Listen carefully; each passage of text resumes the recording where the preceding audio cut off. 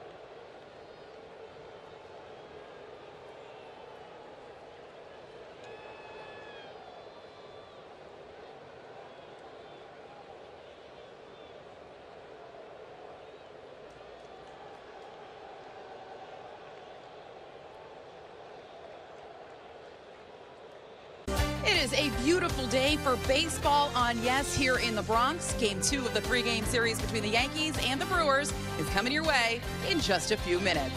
Hey everyone, I'm Meredith Marakovits. The Yankees got off to a nice start to their 2025 season with a 4-2 win over the Brewers on opening day. This afternoon, they'll try to continue their success. One thing has been abundantly clear with this team throughout the course of spring. Last year's trip to the World Series was not enough. This team is hungry for more. Definitely anytime you get a little taste of it, you know, you want more. You know, we didn't seal the deal last year. We got a chance to go to the dance, but didn't finish it off. And, you know, going back to 23 where we didn't even make the postseason, that one stung for me the first time, you know, that's happened to me in my career. And then, you know, the following year we followed up with a chance to, you know, we go to the World Series. So I think a lot of the young guys getting a chance to see that and get that experience is only going to drive those guys more to, you know, the year before they had no fun in October to, you know, this past season getting a chance to go to the World Series. So I think those guys are definitely hungry to repeat that and then change the script this year. Yankees fans will get their first look at Max Fried in pinstripes. It's coming your way next, right here on Yes.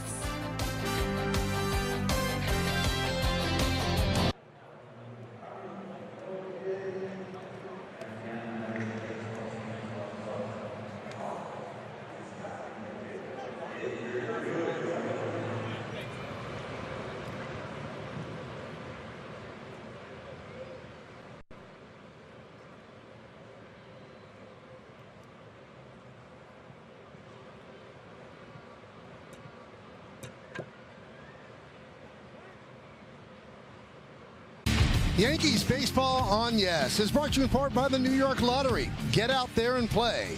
By PNC Bank. Opening week presented by PNC Bank. Brilliantly boring since 1865. And by the Hyundai Getaway Sales Event. Deals so right, it almost feels wrong. Only at your local Hyundai dealer. Crowd still filing in the Yankee Stadium on an unusually beautiful March day. It does feel like the middle of June. And it will be a big house for the second time in a row. Yankees sold out opening day. They won that game 4-2, trying to make it 2 in a row as they start this season with a homestand before hitting the road. Aaron Judge had a big hit, banging off the third base bag that drove in a run, gave the Yankees some insurance for that 9th inning. And now they're ready to make it 2 in a row as the Yankees take the field, led by their captain, Aaron Judge. And taking the mound for the first time here in the Bronx, it is Max Fried.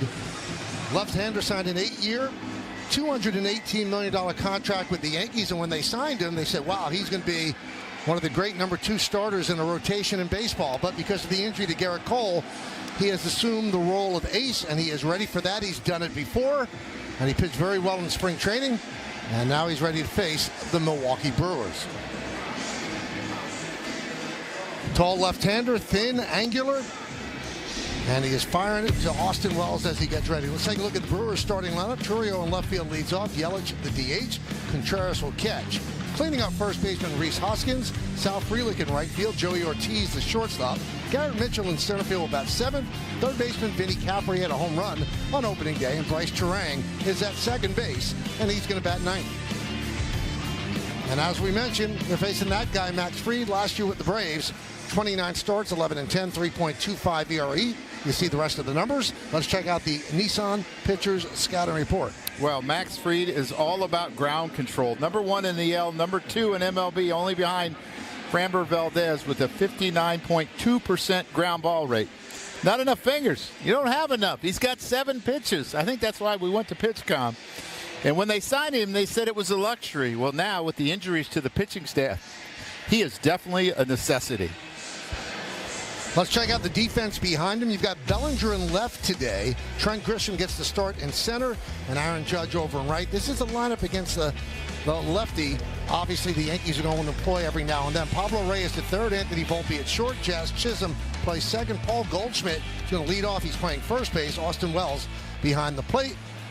Congrats, Daddy Judge. So you get a congratulations, you get a ball, as Judge became a dad, baby girl, during the offseason. Chourio's ready. Fried is ready. Let's do it here in the Bronx. First pitch is grounded back to Fried, an outstanding fielder. 1 pitch, 1 out.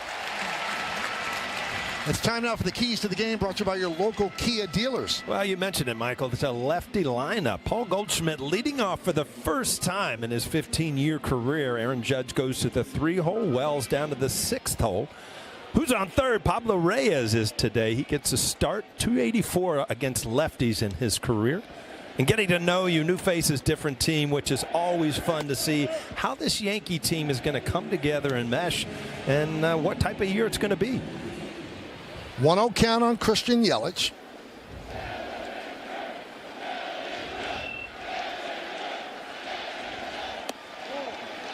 The bleacher creatures doing a roll call, calling out Aaron Judge. Michael, you probably know the answer to this. I mean, my scouting report, who's on third? That's wrong in the Abbott Costello. Who was on third? I don't know who's on third base. Ah, there we go. So I had to answer questions.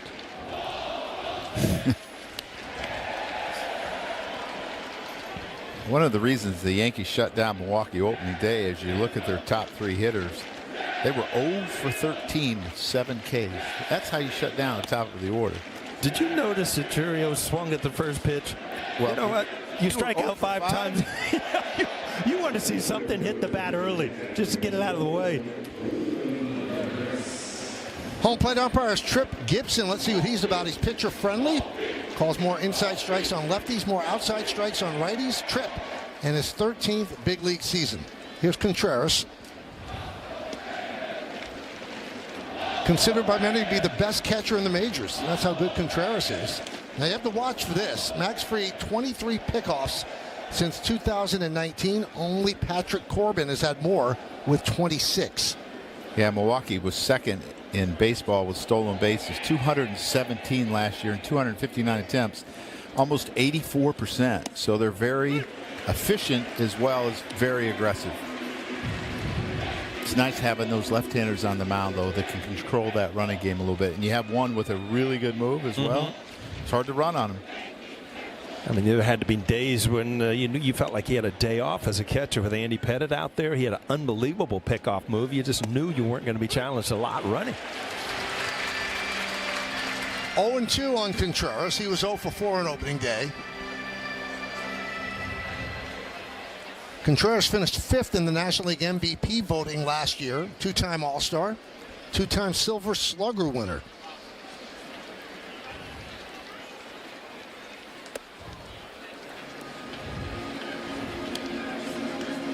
Up to 96 already today. I had it at 97 at some point in the year. Maybe it's going to be a little bit more. Might be opening day, huh?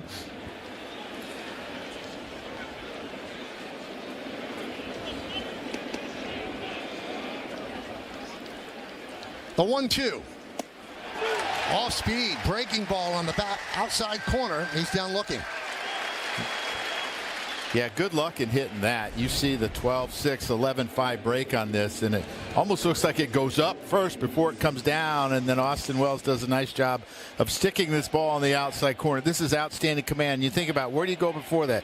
He went up in the zone, so he tunneled it with a high fastball that looked like a fastball, and all of a sudden the bottom fell out.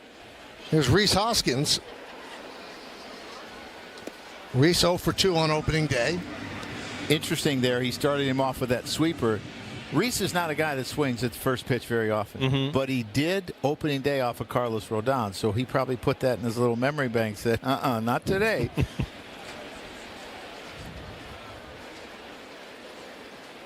Line drive right at Volpe, and that'll do it here in the top of the first. No runs, no hits, no errors, and 1 man left. Milwaukee nothing, and the New York Yankees coming to bat.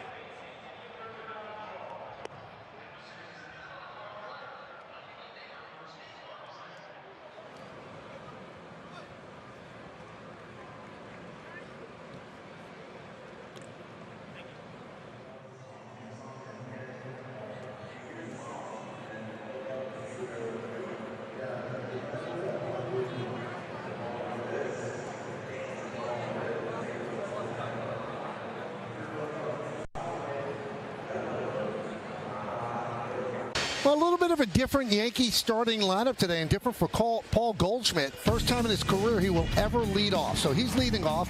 Bellinger bats second, Judge third. Chisholm's cleaning up. Then it's Volpe, Wells, the newest Yankee Pablo Reyes. Jason Dominguez will DH and hit 8th. And batting 9th and playing center field, it is Trent Grisham. Now, you know the guy on the mound that they're going to face. If you're a Yankee fan, you're very familiar with Nestor Cortez. 31 games last year for the Yankees, 30 starts, 9 and 10, 3.77 ERA. Well, let's check out the Nissan pitcher's scouting report. Well, it is a familiar face, and in the last 5 seasons, a 3.61 ERA. Got a nice cheer opening day and a nice cheer when they announced his name today, but that will probably be the end of the nice cheers. Home cooking. Yeah, it's supposed to be a question mark because he's with the Milwaukee Brewers on the road today. But since 2001, 44 starts here, a 2.83 ERA. Any new tricks? You know that he'll drop down to a sidearm. You know that he'll hesitate. Does he have any new tricks for the Yankees? Goldschmidt swings at the first pitch and lofts it to left center field and deep. Mitchell back, track, wall, see ya! There's a leadoff hitter, 1-0 Yanks.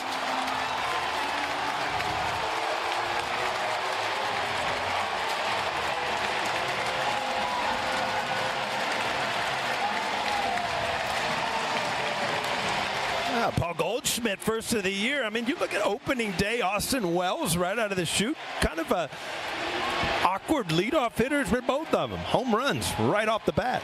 I know one thing. If I don't have a hit yet, I'm going into Aaron Boone's office tomorrow morning early. Wow.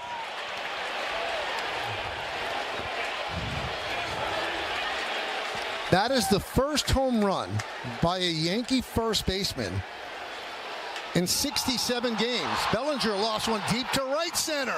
There it goes into the bleachers. See ya. Back to back. It is 2-0 Yanks.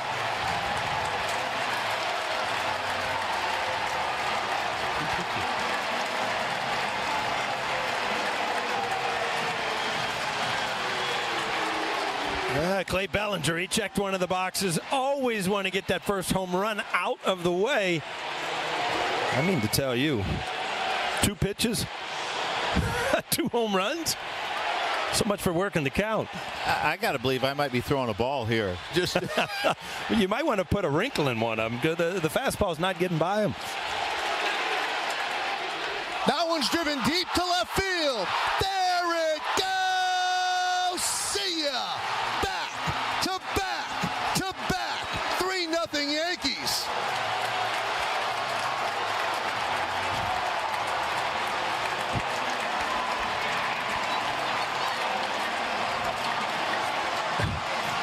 Michael, how do you top this as a first inning? 3 pitches, 3 home runs.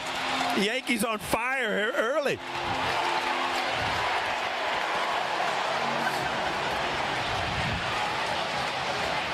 Reminds me of a story that Yogi used to tell.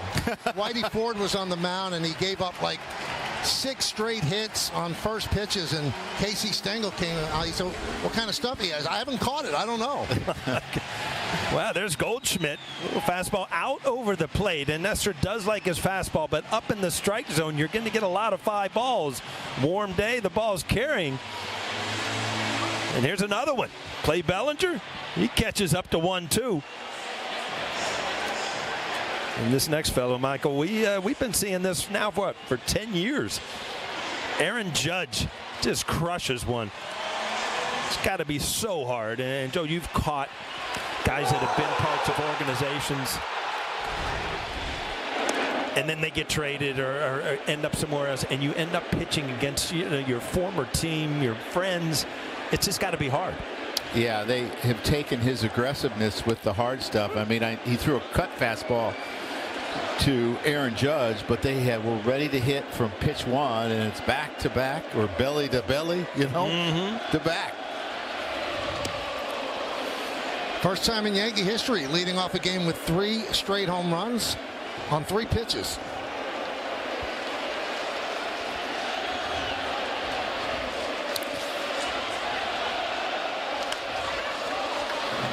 Well, I brought up in the scouting report the home cooking, the 2.83 ERA at Yankee Stadium over his career. Been too friendly so far. Maybe it's a uniform. You put another uniform on, things change. And a strikeout of Chisholm. 1 away. Boy, Aaron Judge, you just see, when he puts himself in that position, no lunging, waiting for the ball to get there. Just love to see his swing day in and day out because of the consistency of where he is, where his hands are, where his body is when the ball gets to the hitting area.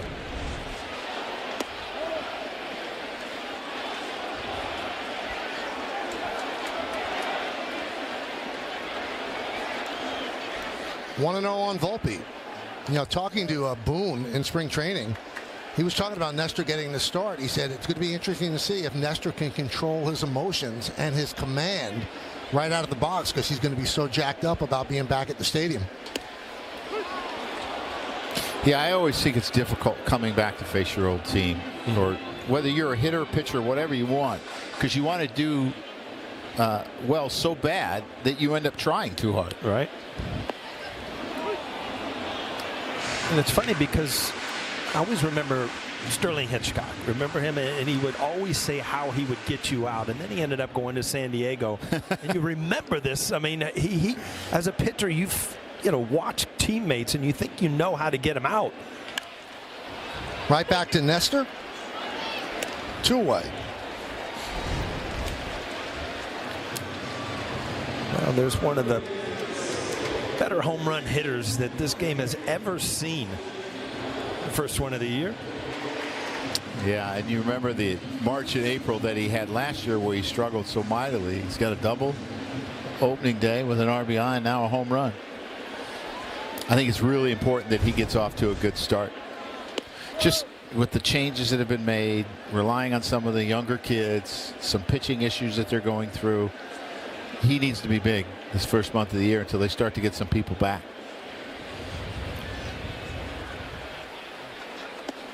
What a great shot of the dugout. Cody Bellinger didn't even have time to celebrate, and then he saw the ball fly and he jumped up with a big grin on his face.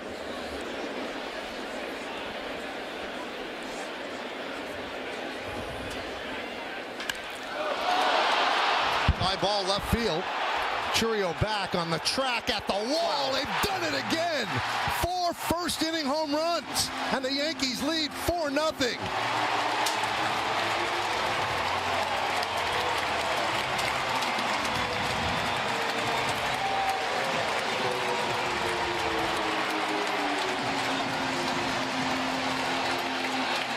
I don't know how you script a better first inning. I mean, if you're Austin Wells, you want to stay in off lefties, and Nestor has had really good numbers off lefties in his career.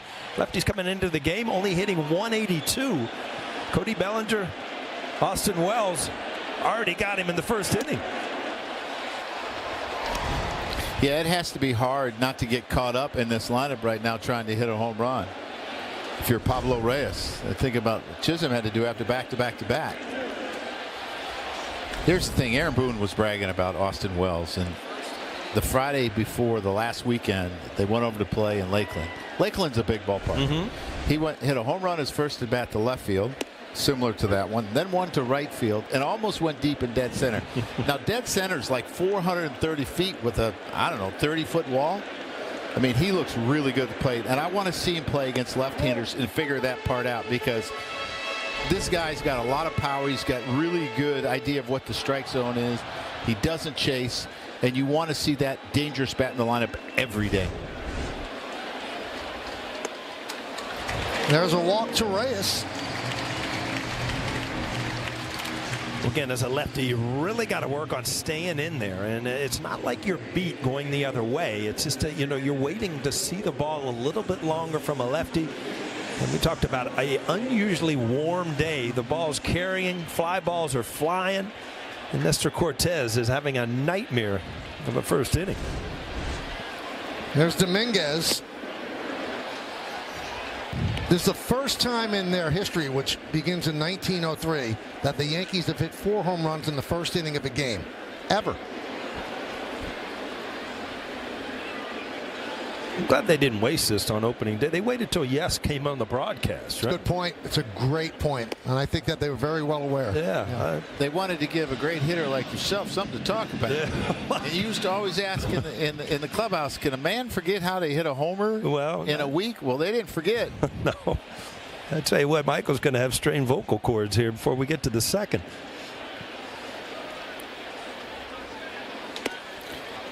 You never know what to make of spring training numbers, right? The Yankees played 33 games. They led all of baseball in home runs with 59. Aaron Judge only hit 1, so there are a lot of other people doing a lot of damage. Well, we've seen that so far in the first 2 games. Well, Nestor is really laboring. He walks Dominguez. So 4 home runs, 2 walks, and Grisham will come to the plate. There's no action in Milwaukee's bullpen. Well, you're already looking at his 26th pitch coming up. He's given up 4 home runs. I mean, this is where you've got to step off the mound, and you really haven't even seen a mound visit. Joe, from the catcher, William Contreras. Well, so now the athletic trainer's coming out, and you wonder if something's up. That it's not just ineffectiveness, but something could be up. Well, this would be devastating for him because they made the trade for Devin Williams because they have starting pitching issues. I mean, they have 4 starters down. They have Woodruff, Myers, Ashby, and DJ Hall down. Yep. And they're not sure when they're going to get them all back. So this would be devastating. Well, they like what they hear. They're going back to the dugout, and Cortez remains on the mound. First and second, 2 outs. The number 9 hitter, the center fielder Trent Grisham, against Nestor Cortez. You don't expect a lot of things with the left-handed lineup, but it's a little surprising to have Grisham face a lefty. Interesting you asked that question. He actually hits lefties better than righties. 211 versus lefties, 184 versus righties last year. So it's either him or Rice is what you're kind of measuring, or Oswald Peraza is the other way that you could go. So in his career, it's been that way as well. 241, 740 OPS against lefties, 204, 684 against righties. So what does that tell you? Well, I know one thing it tells you. He plays good defense against righties and lefties. And you know, you're never going to miss that by putting him in the lineup. But, you know, every time you think of a lefty lineup, you kind of want to stack it with, you know, your right-handed hitters. But it's an interesting stat you had there, Joe. One of the things about Nestor, too, is 70% of what lefties see or saw last year was either a four-seamer or a cutter. So everything was hard. So you can kind of sit on that a little bit. I mean, you're going to have a tough time hitting his good sweeper anyway if you're a left-handed hitter unless he leaves it middle in.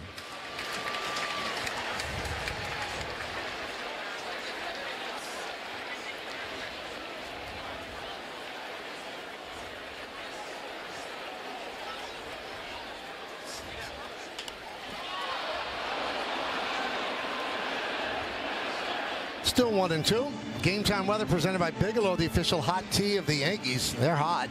It's 78 degrees. Wind is swirling. Slight chance of rain. Humidity is 34%. How'd you dial this up, this 75-degree day? I brought it on the plane yesterday from Florida. You kind of like it. I see. You know how those planes, you know, they carry the signs over the ocean? I just took a warm breeze and brought it with me. Strike 3. Grisham down looking. But it was a first inning of first. 4 home runs for the Yankees in the first. All on first pitches, the first 3. First time in Yankee history that they've had 4 home runs in the first. And when it's all said and done, you have a first inning for the ages and a 4-0 Yankee lead.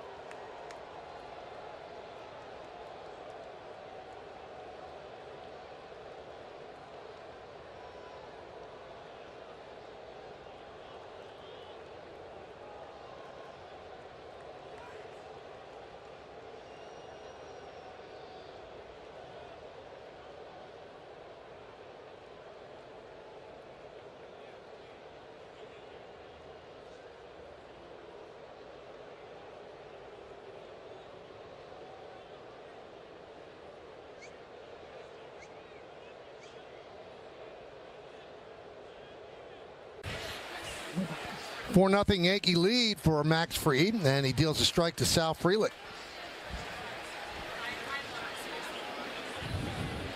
Kind of hard to digest what just happened. Wow, I'm kind of scratching my head up here, and it was like Nestor was not going to get away from his fastball, which he does use it a lot. This is a little jam shot that kind of find the right spot. Milwaukee, they do run well, so it does put pressure on any kind of play like this. Anything on the defensive end of the ball, it's got to happen quick. He goes for the bare hand. So it just go off the palm of your hand. Looks easy in slow motion, doesn't it? Well, Max Fried was having to determine could he get to it. He was hoping that he would get to it. That was really the only chance that they had. And he had to change course a little bit. By that time, it's too late.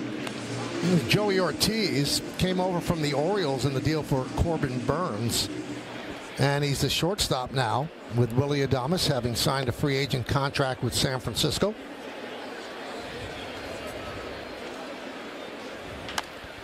Another tapper in front of the plate. Wells Fields goes to second. But he's calling the batter out, and he's sending the runner back to first. Almost hit him outside the batter's box, huh?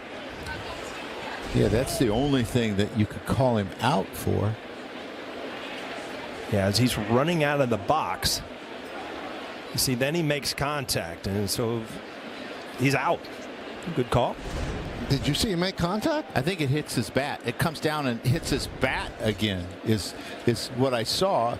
And I'm not sure he's completely out of the batter's. That hit his shoulder there. Shoulder. Yeah, good call by Trip Gibson. I mean, that's a hard call for an umpire to keep your eye on the baseball.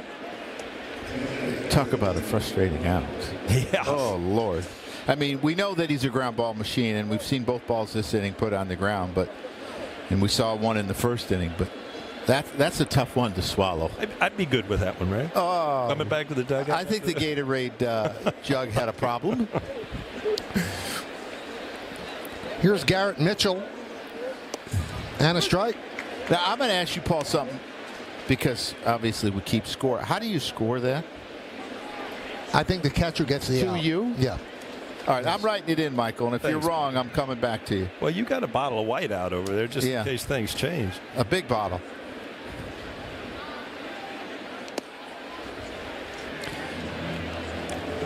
Well, the book on Max Fried is he gets soft contact, and you need people that are going to field the ball behind him, and he's gotten soft contact so far today. The only hard hit ball by Rhys Hoskins, the line drive to Volpe. He's going to get ground balls.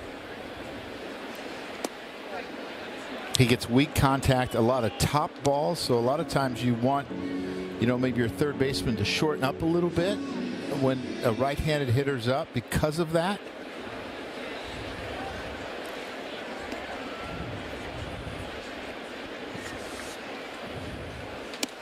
That was a strike to Mitchell. You see Cody Bellinger really taking away the bloop single in left field. Mitchell at the plate. Grisham and Judge pretty much normal depth, but Cody Bellinger way in and left. Just missed the outside corner, 3-2. Paul, do you remember in the years that we played that you'd see such a discrepancy in fastballs? No. I mean, you mentioned coming 92 to 97 so far today. Yeah, it's you would see that once in a while with a four-seam fastball and a two-seam fastball, which I don't understand now. Guys throw their two-seamers as hard as their four-seamers. I don't know what has changed in baseball, but that didn't used to happen. It's called grip it and rip it. Yeah.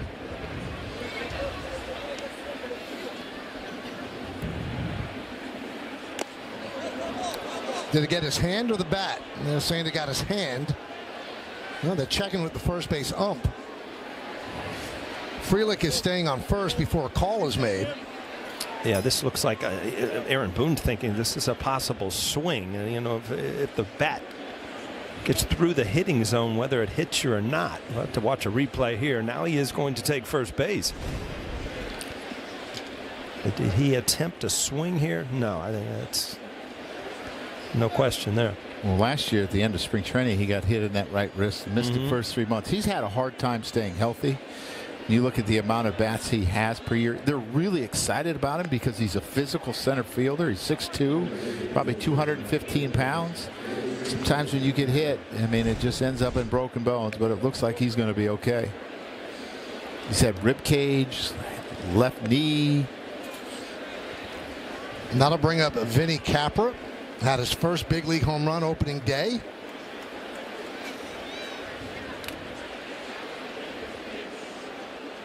And despite the home run being hit in a visiting ballpark, the Yankee fan that caught it gave him the ball and then was rewarded with a signed baseball and a signed bat.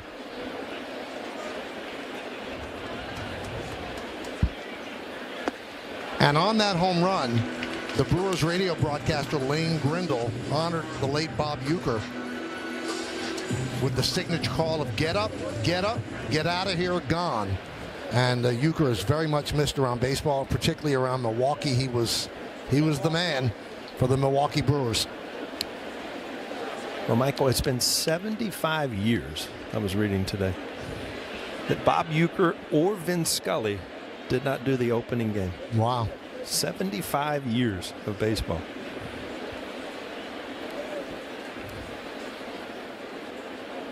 One. Capra lines it the other way, foul. Capra had a big spring training, hit .358, 6 home runs, tied for the major league lead. And then said, you know, it's not a fluke when he did this on Thursday. Yeah, high fastball. Rodon got the ball up in the strike zone. And again, he earned a job. You just hope that, you know, as a manager, Joe, you've seen this, you know, you have a great spring training. Sometimes it doesn't correlate into a great year, but got off to a good start with a home run on opening day. Up the middle and through for a base hit. Frelick grounds third. He's coming home. Grisham flips the ball into Volpe. It's an RBI single for Capra, and it's 4-1 Yanks. Well, it's an important inning for the Milwaukee. Obviously, 4 home runs in the first inning to try to bounce back. This is a breaking ball that does not have a lot of bite on it and just kind of stays up in the strike zone, lined right back up the middle. Milwaukee got your first run. Scored 3 runs in these 2 games so far, and Vinny Capra, who didn't know he was going to make the team, has driven in 2 of them. They have Oliver Dunn, a left-handed hitter from the, so it'll be a platoon situation similar to what the Yankees are going to do. There's Bryce Turang. That was a strike. Turang won the Gold Glove last season at second base, and he also won the Platinum Glove as the National League's best defender at any position. He's 25 years old.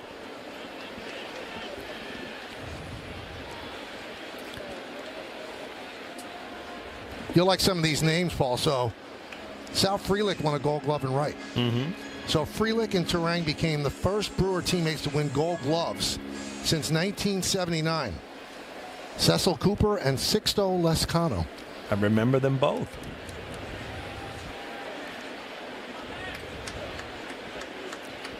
So Max Fried, a little bit of a jam here in the second.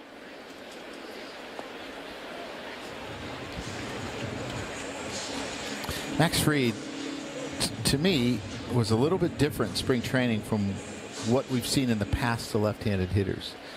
He was a guy that never threw his changeup much to lefties. He threw a ton of it in spring training and had a lot of success. Lefties hit him last year, which is really unusual, so he's trying to change some things up. Haven't seen a whole lot today, though. Yeah, I just look back at, I mean, the ability to see the ball from a left-handed pitcher, it makes it difficult if they hide the ball or if they're a sidearm. And Fried is kind of pretty much short arm over the top, which would give you a good look, not really deceptive for a left-handed hitter. Ground ball, Chisholm. There's one. Not in time, gets by Goldschmidt. And that allows Mitchell to score. So a costly error would have been the end of the inning, but instead the inning continues and the Yankees have a 2-run lead. Yeah, it looked like a tailor-made double play off the bat. And, you know, Jazz gets him the ball quick, but it gets stuck. And at that point, you got to pretty much just kind of hold on to it, because with the overthrow, you gave up a run. Yeah, and you have to understand who's running, too. Turang really gets down the line well. He's a left-handed hitter.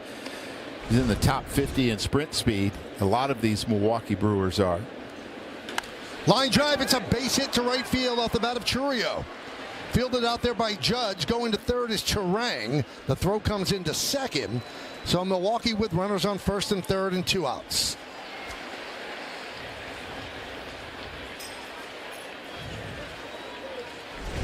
Well, you've had some soft contact, but then you've had some hanging breaking balls that are getting hit hard. This ball, again, another breaking ball that just kind of hangs up in the strike zone. And a good job to line it the other way. You know, as a catcher and a manager, I always loved when our teams had big innings. Mm-hmm. But you worry when pitchers sit for a long time. Right. Do they come back and just, because they want to get in a rhythm where they're out there every 12, 14 minutes, and all of a sudden you sit for a while. Somewhat of a long first inning, even though there were a lot of first pitch home runs. A lot of times they don't come back as sharp. You know, it's funny because you have so much emotion coming into the game. Obviously, it's opening day. You're a new pitcher to a new organization, and then you have that bottom of the first that just do just kind of lose it for a minute. And remember, you know, now it's 4-2, and you've got some big pitches here with 2 outs. Well, it would be hard not to get caught up in the offense. Yeah, right. Where you want to stay focused on what your job is. Christian Yelich takes a strike. He walked in the first inning. He was 0 for 4 on opening day. Was having a good year last year until a back injury in late July. Had to have season-ending surgery. 33 years old. 13th big league season. What about left-handers that could do what he just did there, run the ball in on you? I just was shaking my head because that's a pitch as a lefty you just cannot handle because it just keeps running in on your hands. The only thing you can do is open up and pull it foul, and you don't want to get a habit of do that. See, that ball just chases you inside, and you're just beat. Nothing you can do.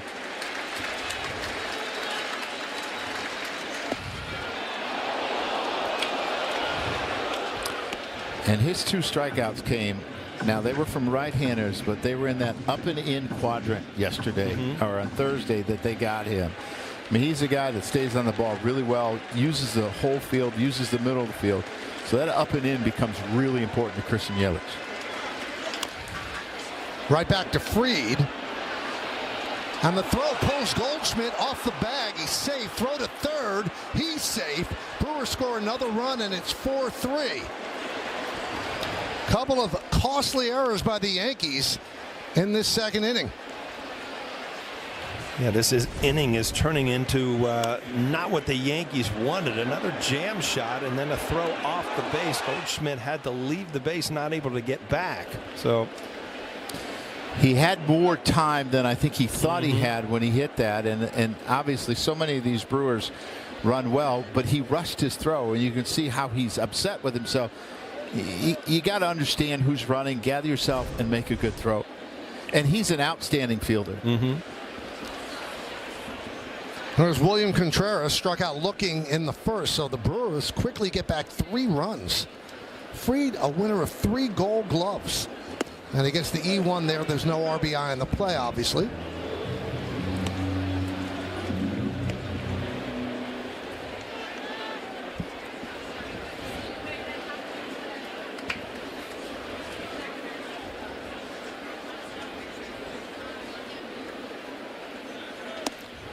One and one.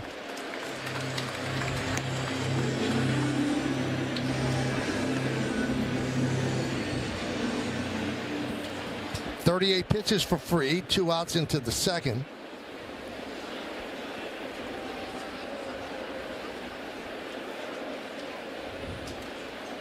Swing and a miss. 1-2. Well, you can see when he makes his pitches where he wants. I mean, that first pitch was the sweeper down in the strike zone somewhat, and then up and in under the hands, even to a righty, just ties him up. And that extension side fastball's got cut to it too, and it really ties you up.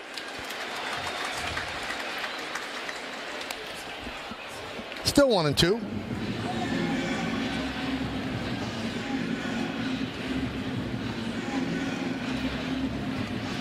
Carlos Rodon pitched very well.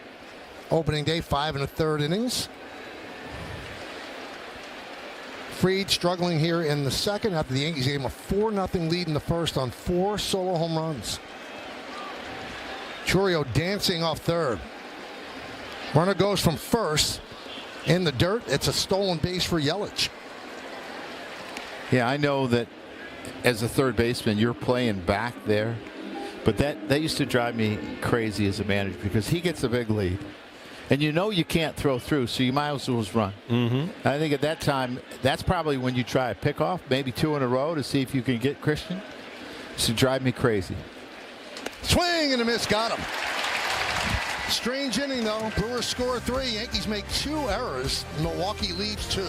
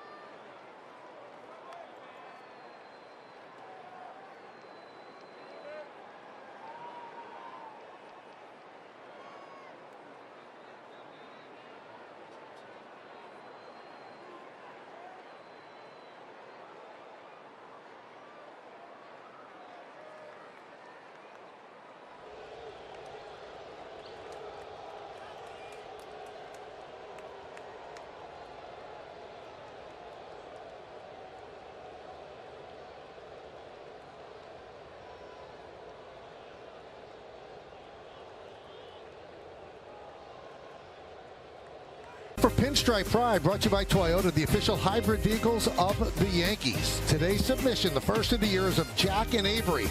Jack celebrated his first opening day on Thursday, and Avery celebrated her 4th.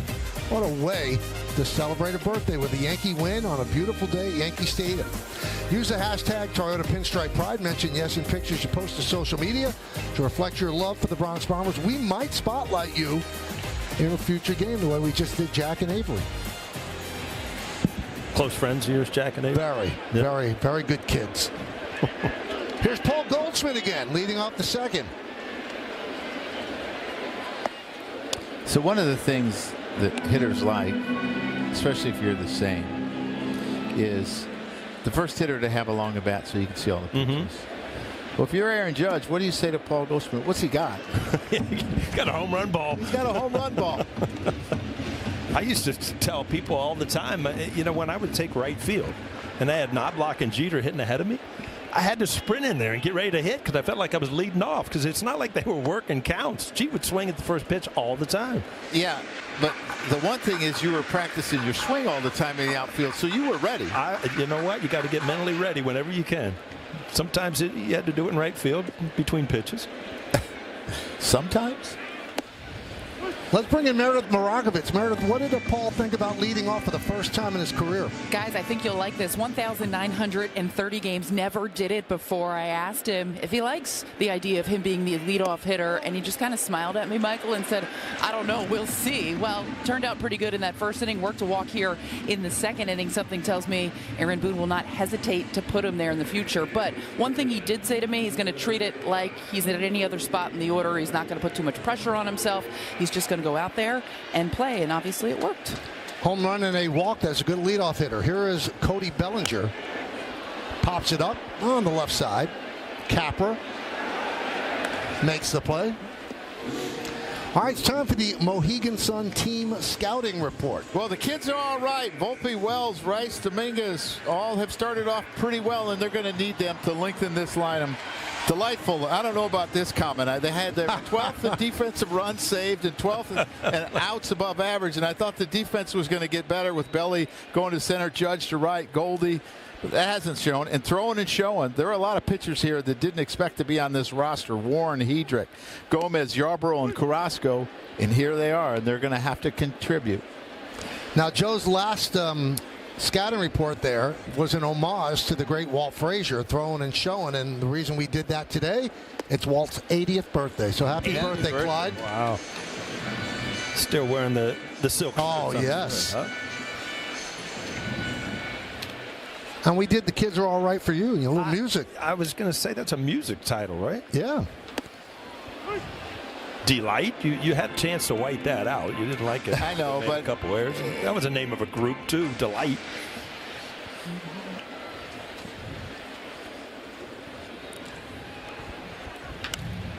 Ground ball to third. 1. And it gets by Hoskins. But Judge will stay at first.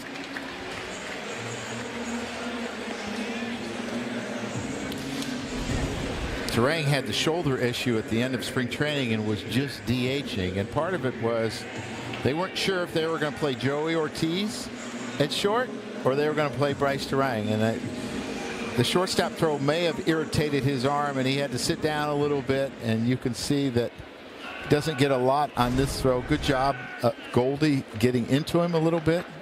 Had some shoulder issues. Chisholm. Big swing.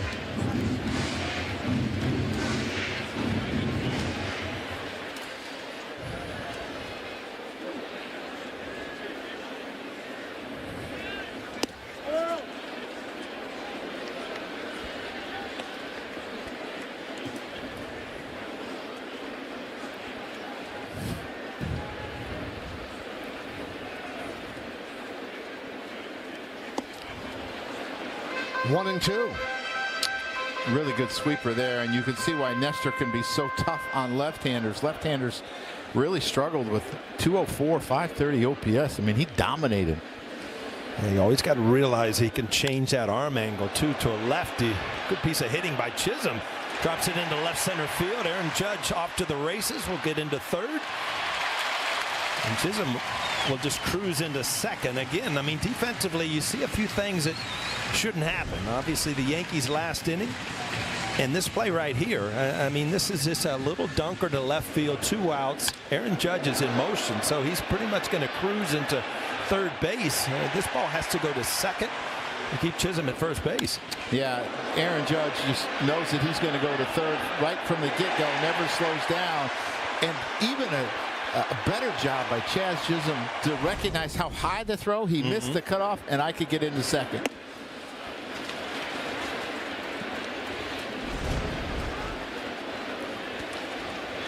Now, you see the shape of Chisholm's bat. I do. It's got a big barrel on it. Well, it's actually a little bit lower than the barrel. The Yankee front office, the analytics department, did a study on Anthony Volpe. And every single ball, it seemed like he hit on the label. He didn't hit any on the barrel. So they had bats made up where they moved a lot of the wood into the label, so the harder part of the bat is going to actually strike the ball.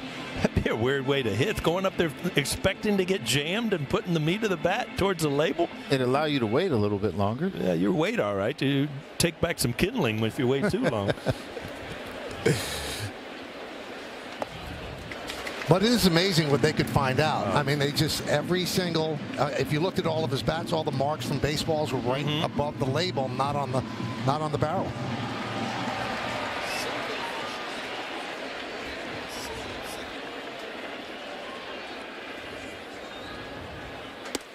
Well, it just goes to show you how hard bats are now too. Because when you used to hit the ball on the label, they weren't lasting. No. To have a bunch of marks. Yeah.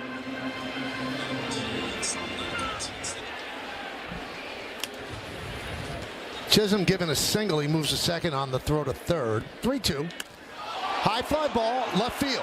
Churio back, track, wall, see ya. The bat worked. A 3-run home run. It is 7-3 Yankees.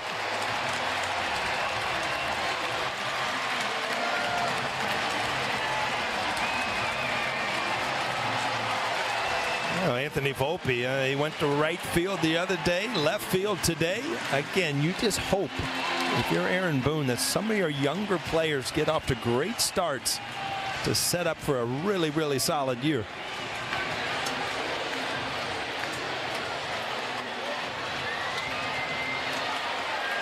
Two home runs in the early going for Anthony Volpe. And Austin Wells takes a strike. So the Yankees have struck 5 home runs against their former teammate, Nestor Cortes. A little cutter didn't quite get there, Joe. And when it's up in the strike zone, you know, you can see it a little bit better. And if it doesn't have that sharp break at the end, Anthony Volpe's very quick to the ball inside. Pulls his hands in and kind of stays through it. Gets just enough to get it out of here.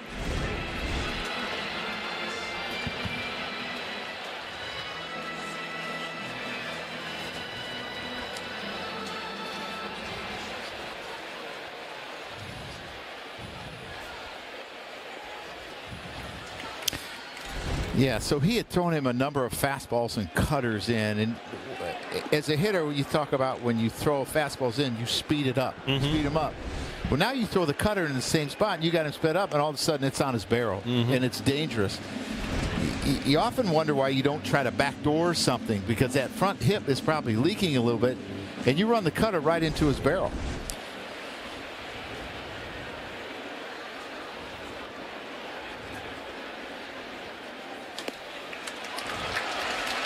And there's a walk to Wells. What a rough afternoon for Nestor Cortes. Yeah, this has just been nothing but a you know, an unbelievable nightmare start for Cortes since pitch 1. Finally the bullpen up. Another lefty.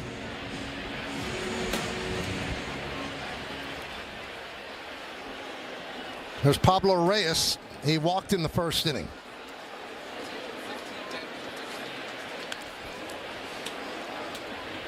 So 4 walks and 5 home runs against Nestor Cortes. You know, early season numbers can almost be hilarious at times. You know, you have a couple bad innings as Nestor has, and you look up at his ERA right now, it's 37.8. So you got a little ways to get it back down to respectability, huh?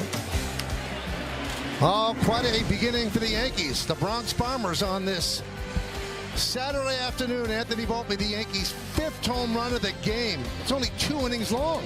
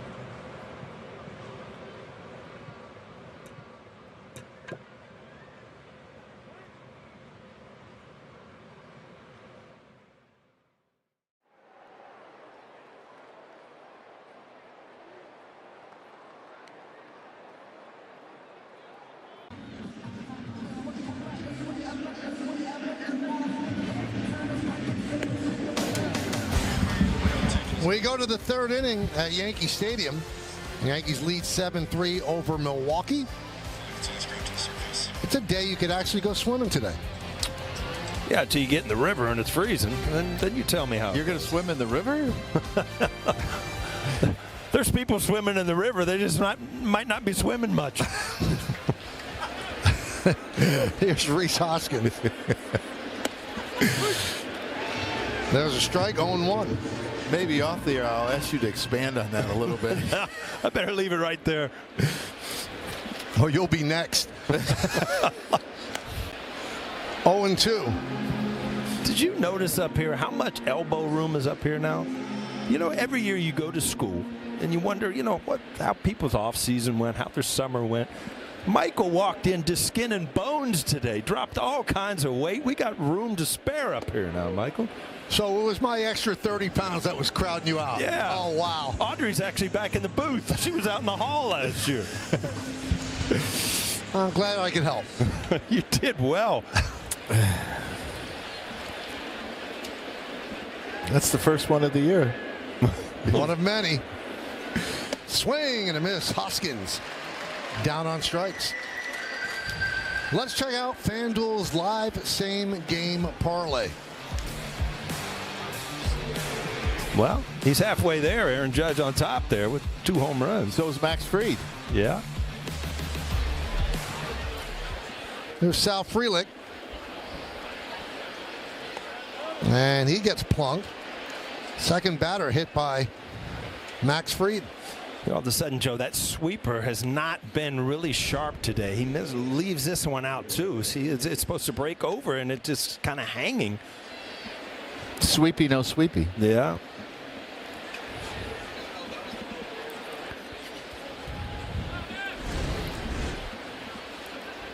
Here's Joey Ortiz. He had a chopper in front of the plate and then ran into the ball in fair territory, so he was automatically out. The put out goes to Austin Wells. Never understood. As Mattingly used to tell me all the time, because I would ask him, you know, he really hit lefties well. And he said, I look at the breaking ball, the one right at me. And I just looked at that last pitch, so that one was right at him. What he can swing at it? But it worked for Cap. I guess he never bailed out. Golly. No wonder his back hurt all the time. One at me, I'm hitting the deck. I'm not waiting for it to break.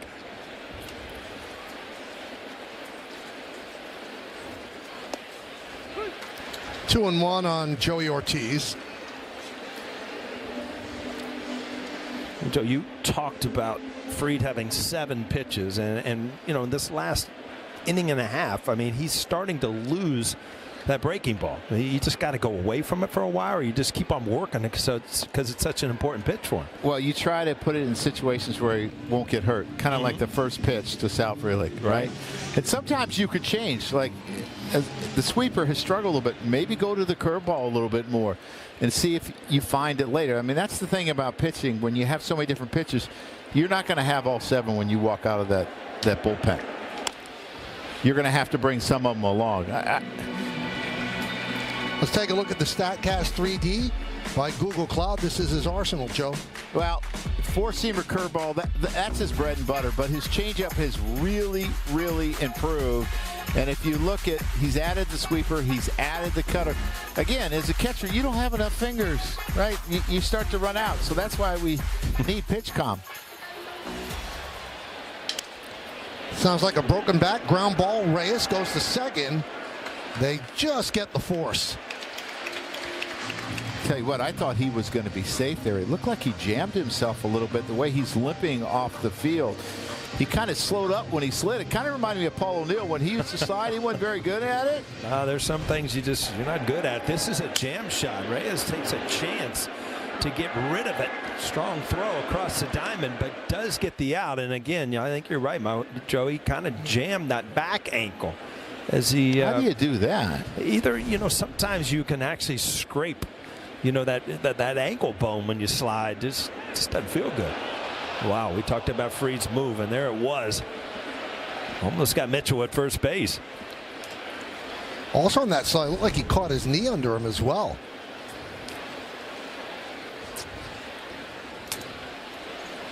Here's the thing, when you're a base stealer, a lot of times you don't slide feet first. You slide a lot head first. And that play, running into second, you're not going to slide head first. So that's something that's normal for base stealers.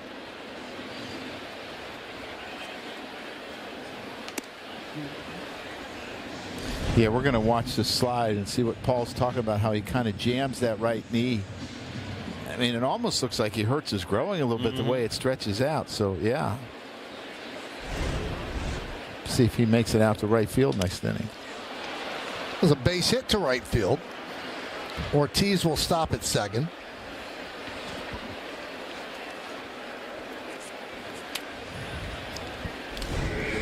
A little fastball right here, but this is at 91. Had a little movement away, but something that you can catch up to, especially up in the strike zone a little bit. Yeah, it could have been one of those cutters that don't cut. You know, take a little bit off, try to get it off the barrel, and if it doesn't cut, then not so good. It was Vinny Capra.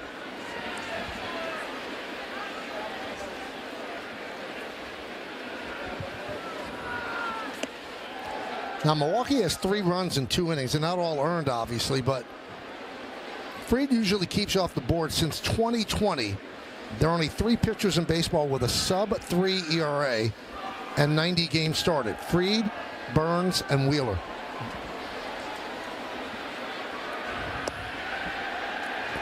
Two and 0.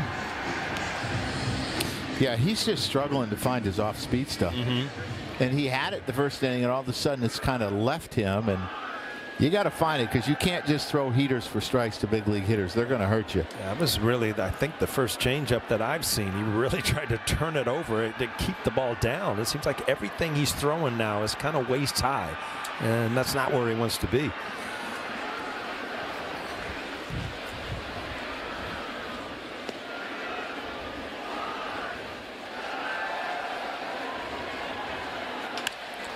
Lofted into center field. Grisham. And that'll do it. No runs a hit and 2 men left. We played 2.5. Yankees up by 4.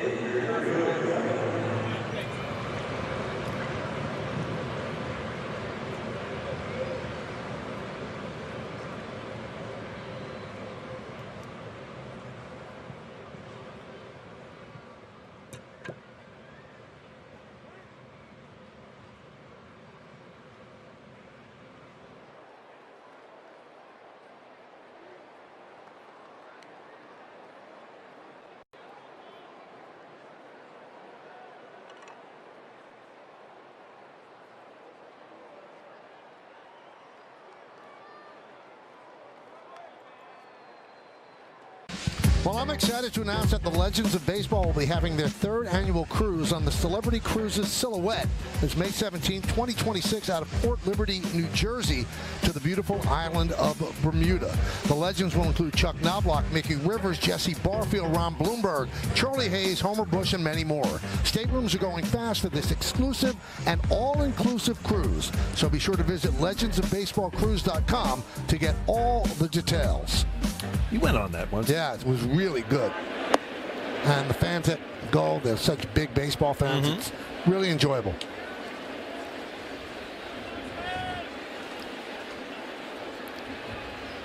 So if you turned on the game late, you have a lot. Yeah, you missed a lot. But the bottom line is that the Yankees had 3 home runs on the first 3 pitches of the game. And they had 4 home runs in the inning. So 3 home runs on the first 3 pitches, leading off a game. First time in Yankee history. And we just find out only the 10th time in Major League history that ever happened. Dominguez.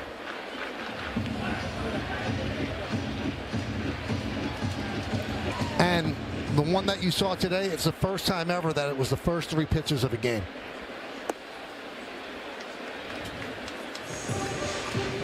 That old saying that you can go to a baseball game and see something you've never seen before. You got that today? Well, if you go back 15, 20 years, the reason you didn't see that because if the first 2 guys went deep, the third guy usually got one over his head or something just to get your attention. Huh? And a lot of times the first 2 guys weren't home run hitters either. Yeah, I mean, you had little, leadoff hitters just trying to start it off, unlike today. Second walk to Dominguez. Audi Electric Moment. Experience a fully electric Audi vehicle at your local Tri-State Audi dealer today, and this is what we're talking about. Yeah, that's 1. Boom, that's 2. The lefty Bellinger, and then Aaron Judge. Wow. People come to see Aaron Judge swing. Austin Wells going the other way, which is impressive against a lefty. Well, Pat Murphy, the second-year manager of the Brewers, he has seen enough. Nestor Cortez really laboring out there. Has a rough outing against his former team. He gives the ball to his manager. He'll depart. The Brewers will go to the bullpen. Yankees up.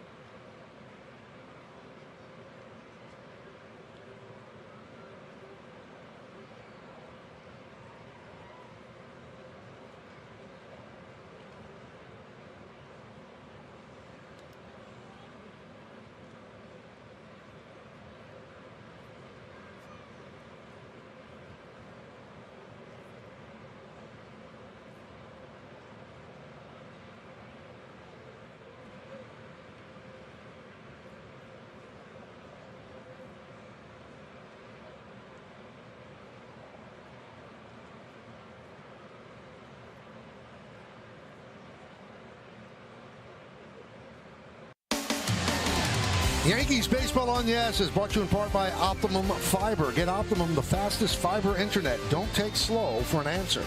By Memorial Sloan Kettering Cancer Center. And by Mohegan Sun. Something's always happening at Mohegan.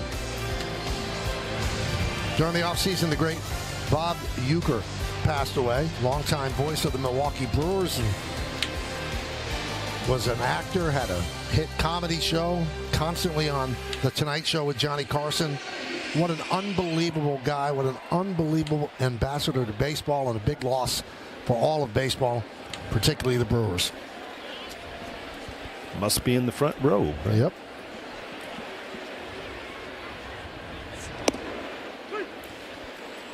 They like all the different angles. They have 4 lefties in their bullpen. Kenning's more over the top. Hudson's from down below. This guy's kind of in between. Moved to the bullpen last year. Rule 5 from the Cardinals. So you got to make the team or you got to go back. And here he is. His first game in the big leagues. And there's been 5 homers in 3 innings on the opponents. A little gunshot. You want to bring me in here?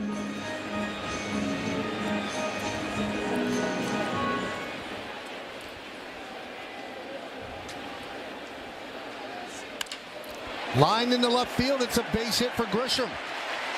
Dominguez will go to third. Throw comes to second. Yankees playing the corners with nobody out. A really good piece of hitting by Grisham. A line drive to left field. But, if you watch Dominguez, you just don't realize how fast he is. His stature, he doesn't look like it. But, boy, he gets, this isn't a given first to third. This is a hard line drive to left center field. And he easily just cruises into third base. But you know what happened there? Jackson Chourio learned his lesson. He tried to throw Judge out of third and allowed Jazz to move up. Not this time. Yep.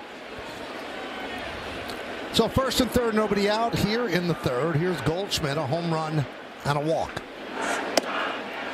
And a strike.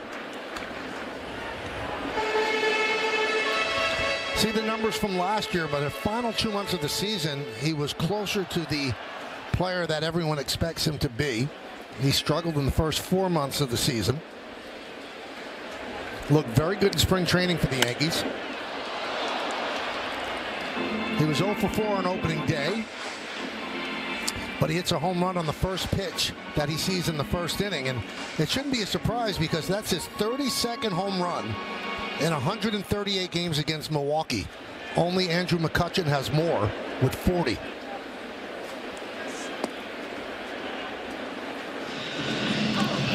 I know a lot of people in Milwaukee were happy to see him move out of the National League Central. There's certain players that just kill you. Yeah, they just beat up on certain teams, and that was one of them. Ouch. That didn't sound good. Bases loaded as Goldschmidt gets hit.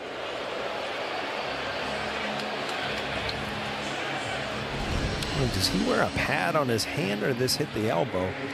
It hit the hand.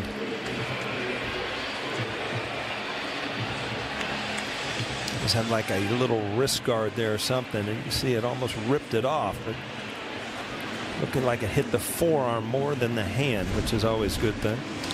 So would you want to be on a team where the pitching coach's last name was Hook? Yeah, like when he's on his way out there, you just walk off the mound. The good thing is, though, the pitching coach usually doesn't take you out, but yeah. I just think it's such an appropriate name.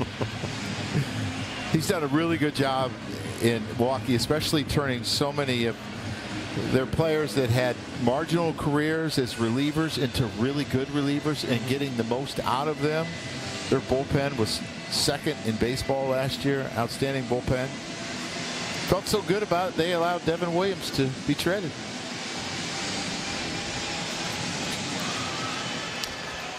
Devin Williams had a tightrope ninth inning on Thursday. Threw a lot of pitches. In all likelihood, they probably would stay away from using him today if it's a save situation. So I was talking to the Milwaukee broadcasters, and Devin struggled in the ninth inning, and the crowd started booing after his 17th pitch. And they told me 5 years in Milwaukee, he never got booed. So he's got to learn to have a thick skin playing in New York. You did hear the final cheer when you yes. got the last out, and that's what you go home with. But, I talked to him today in the locker room. He was so glad to get that first one under his belt. And it's odd throwing, again, like Nestor today, it's odd throwing against your ex-teammates. Grounded. Foul ball. First base umpire, Ryan Blakeney, said foul ball. Right down the line, just missed going over the bag.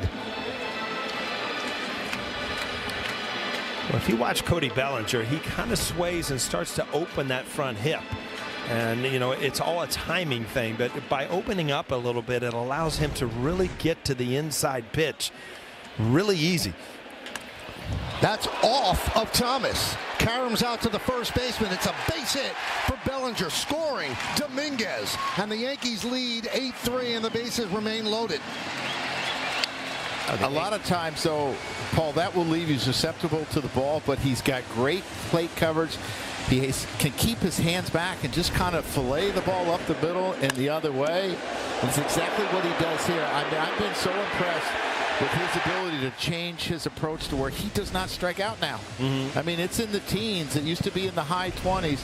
He has made himself a contact hitter. Yes, he's taken away some of the power, but he's gotten a lot more base hits, and he's been productive. You talk about a timing, and if you're going to sway and kind of open up, you have to do it at the proper time. If you do it early, then, you've given away that outside part of the plate where, he really stays in there with his hands in his shoulder, but the front hip kind of leaves, which, really opens him up for the inside pitch. But you saw on that swing right there, still able to cover the outside pitch. Bases loaded for Aaron Judge. Home run in the first, reached on the fielder's choice and scored in the second. The athletic trainer of the Brewers came out to check on Thomas, see if he was okay after being hit by the comebacker. He remains in the game. I know a lot has happened here, but you're looking really for a knockout punch here. I mean, you've got a 5-run lead, bases loaded, nobody out with the meat of your order up. So this is an opportunity for the Yankees to really, really take big command of this game.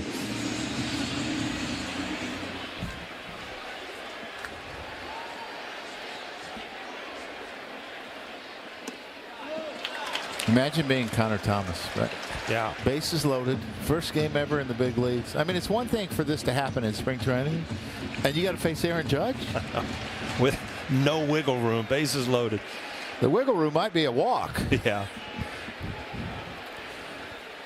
High fly ball, left field. Curio back, track, wall. See ya! A grand slam for Aaron Judge, and the Yankees are pouring it on.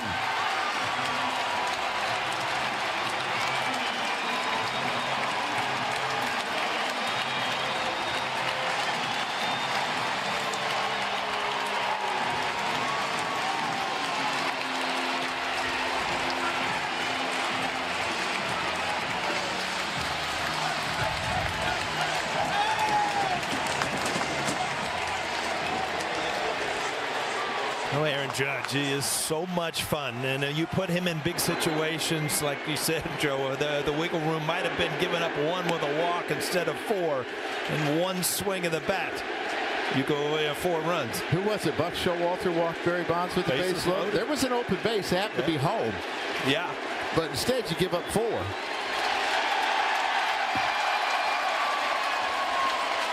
See some of these swings by Jazz. He's trying to get in on this party. Yeah, he really does. And you see Aaron Judge, it didn't take long for the first curtain call of the year. That's why you could never make anything in spring training. He had a tough spring training. And then you look at Jackson Chourio, almost hit 550 at bats, struck out 5 times opening day.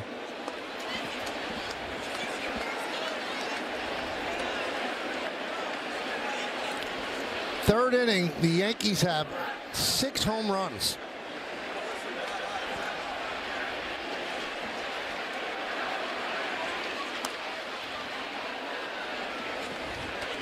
Still 1-2 on Chisholm.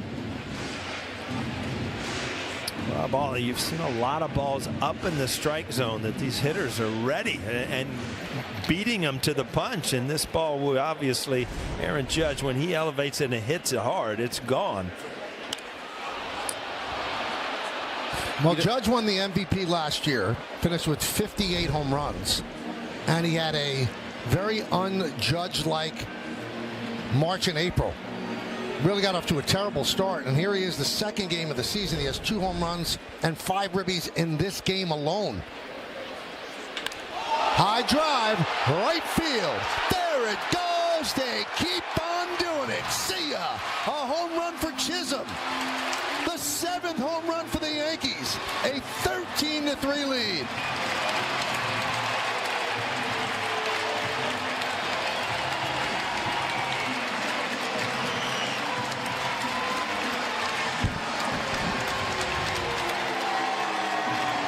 Joe, you talked about it, trying to get in on the home run barrage. Well, he did. He got a ball right down the middle of the plate 442 feet later.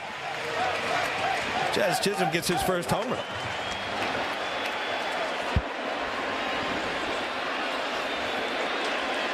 Connor Thomas, welcome to the major league moment. And no one warming in Milwaukee's bullpen. I don't know if I've ever seen anything like this in a game. Yeah, back in Little League. Well, yeah. There was 10-run rule in that game. Well, we got to get through the 5th. I mean, I remember one time I was having what I thought was a poor day behind home plate. The pitchers were giving up a lot of runs. And I went to Mel Stoudemire, and he kept walking out to the mound. I went to Mel Stoudemire in the dugout, and I said, why don't you change my fingers? You're talking about the pitcher. Maybe it's me.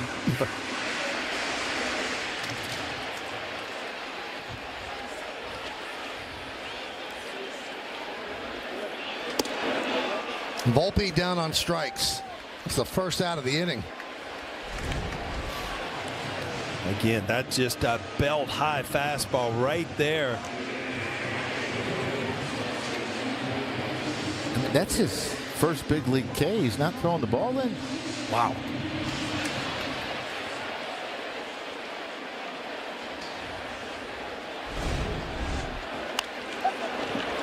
You know, to amplify what a difference a year makes, we told you about the struggles that Judge had early last year. He had 6 RBIs in his first 15 games. He has 5 RBIs in 3 innings in Game 2 this year.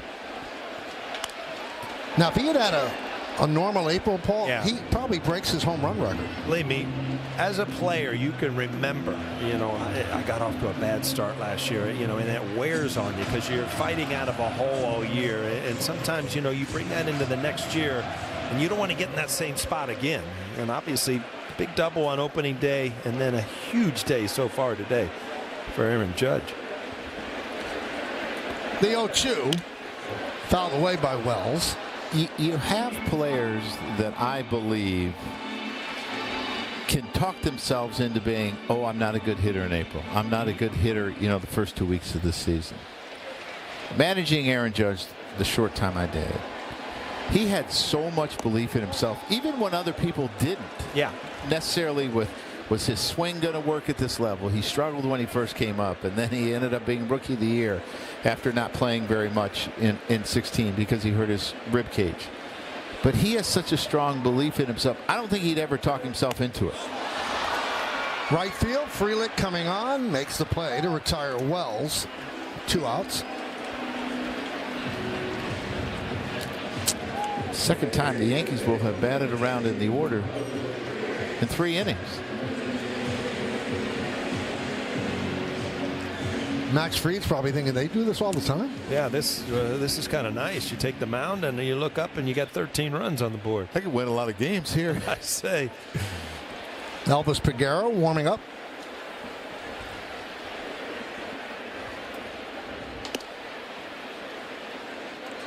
Well, Michael, we're chasing history. They got 7 home runs so far. The team record is 8. And when did that happen, Michael? They did it twice. June of 1939 at Philadelphia, and then July of 2007 against the White Sox at the stadium.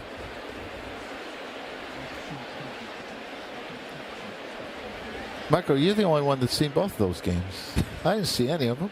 Paul didn't see any of them. I guess one, Michael, excuse me. Yeah, I'm thinking 1939, Joe. Yeah. You saw the old black and white from it. That's what he was talking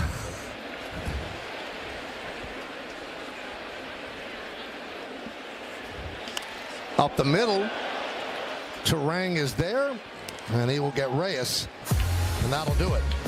But the Yankees, they are smashing the baseball, especially that guy, Aaron Judge. A first inning home run and then a grand slam here in the 3rd. Yankees lead by 10.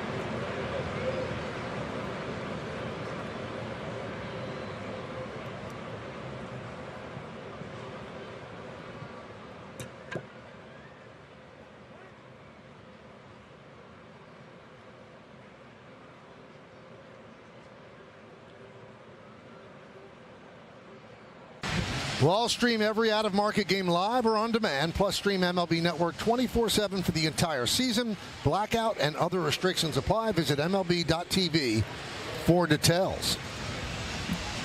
Tri-State Cadillac scoreboard. 13-10-2 for the Yankees. 7 home runs. 3-4-0 for Milwaukee. So Turang will lead off. It'll be 9-1-2 for Milwaukee against Max Fried.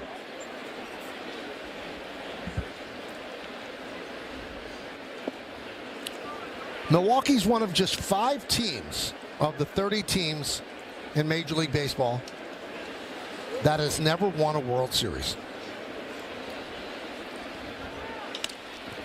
Turang lost one to Bellinger. 1 away. I get 3 of those. All right, give me them. Seattle. Yep. Seattle's the only team to never beat a World Series. Tampa. Yep. The Rockies. Yep. No, I'm running out. I got Milwaukee. And then there's one more. Yeah. You guys should be very familiar with this team. Oh, yeah. They would have won it in 1998 till we boat raced them. That's right. You boat raced them. The Padres are the 5th team.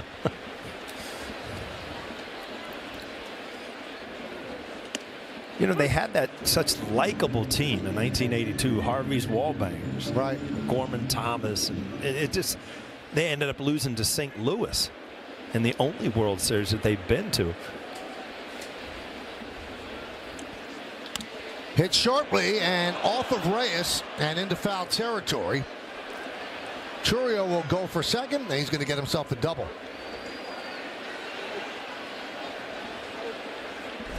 Not much of a play on this. I mean, this ball was just hammered, kind of a short hop. You just hope you can knock it down and still have time, but it ricocheted out into left field off the forearm. Not a lot of time to react when the ball hit that hard at third base. The other problem is it had so much hook on it, right? Your only chance is probably a drop step and backhanded, and then good luck. Foul ball. 0-1 on Yelich. Yelich has walked and reached on a throwing error by Fried. Also has a stolen base.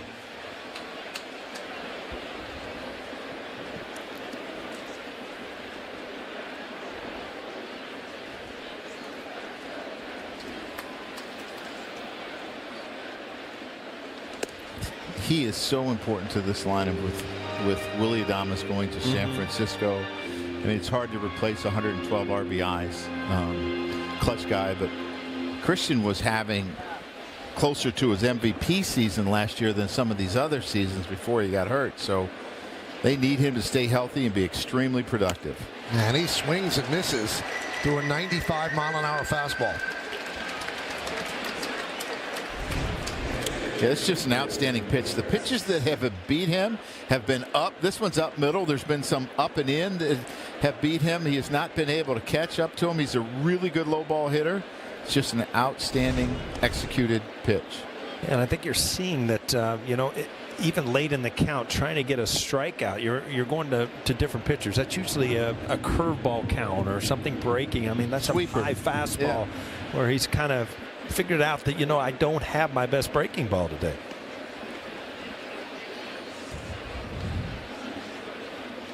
It's got to be a little bit difficult to DH too when you're hitting every hour.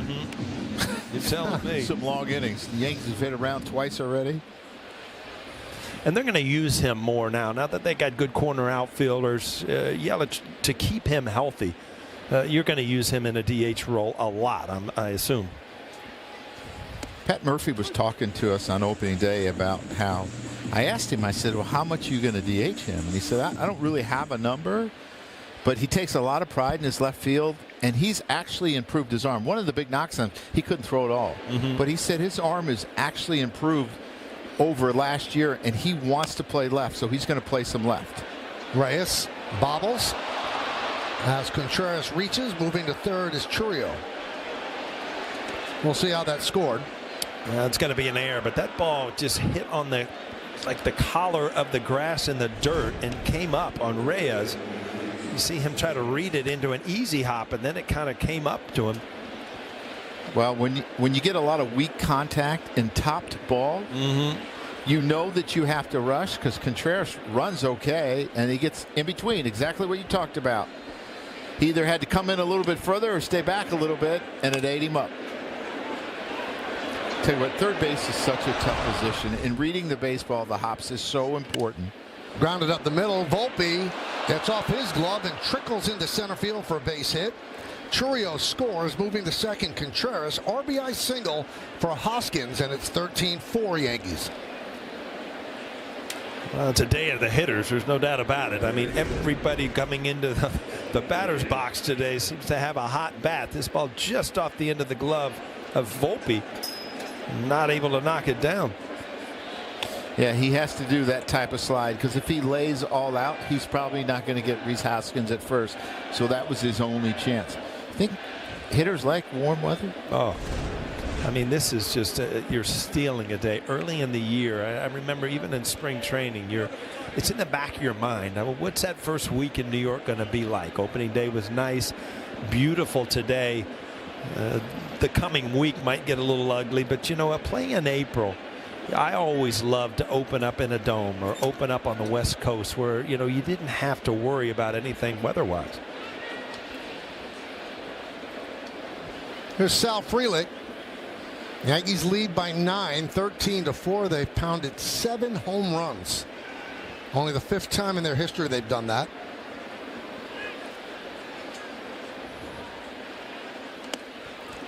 Frelick gets out of the way. Doesn't seem like he likes Sal very much. Plunked it. Well, that last one was a curveball, though. Throwing him a sinker in.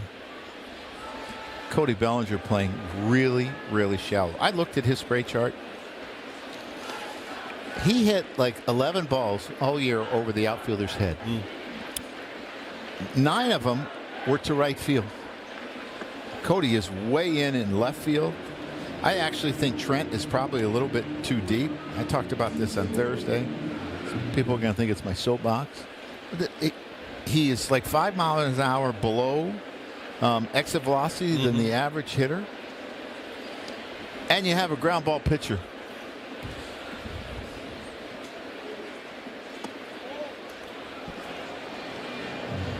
Three and 0.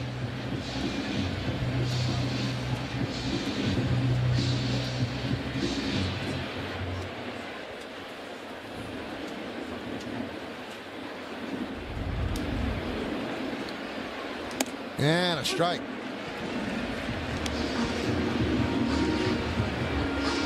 Well, Fried still trying to find it. He does not have his A stuff as the Yankees get the bullpen up. But the Yankee offense is certainly giving him some wiggle room. And there's a walk to load the bases.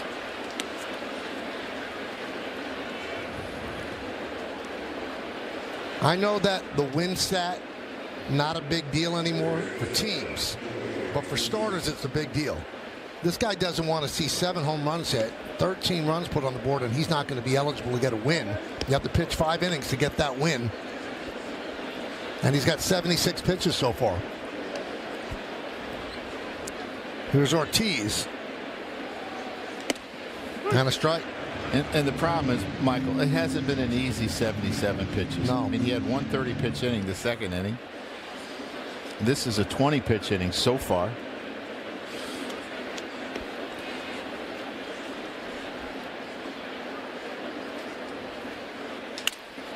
Popped up, going back. Chisholm, and an over-the-shoulder play to get out of a jam. Just Chisholm showing a lot of range and hauling it in, taking a base hit away from Ortiz. Smooth, confident. Final out. And the Brewers leave the bases loaded.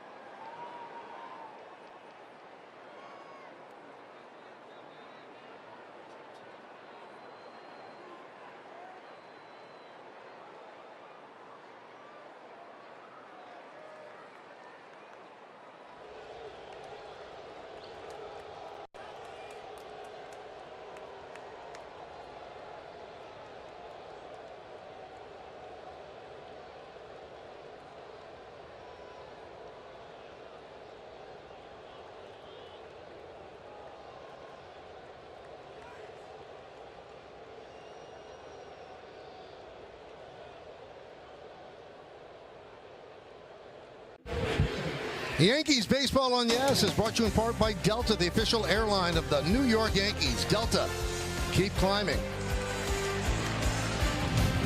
Tri-State Cadillac scoreboard. Yankees lead by 9, 13-4. Nice play by Jazz Chisholm to end the top of the inning. Jason Dominguez leads off. He has walked twice today. Count 1-0. That's the one thing people talk about Jazz, that he has great patience and why he would one day translate into leading off. And he will take a walk. For a young player, he will take his walks. Not too anxious at the plate. Yeah, and his right-handed at bats. I know he has struggled in his career at this level, and even to a certain extent in the minor leagues. He only hit 185, but Aaron Boone was impressed with some of the adjustments. He wasn't loading up right-handed, and Jorge Posada was talking about it one day with Aaron. You know, we were all in the clubhouse talking. He's like, "You're exactly right, George," and he's started to load up, which I would think that would make him a better right-handed hitter. He would just go forward. Left-handed, he loads up really well. It's good to see. Yeah, you see that kind of leg kick, and Joe's talking about loading up, is getting that weight on your backside where you can wait to see the ball and then drive it. If you start to drift toward the pitcher, you don't have much left power-wise.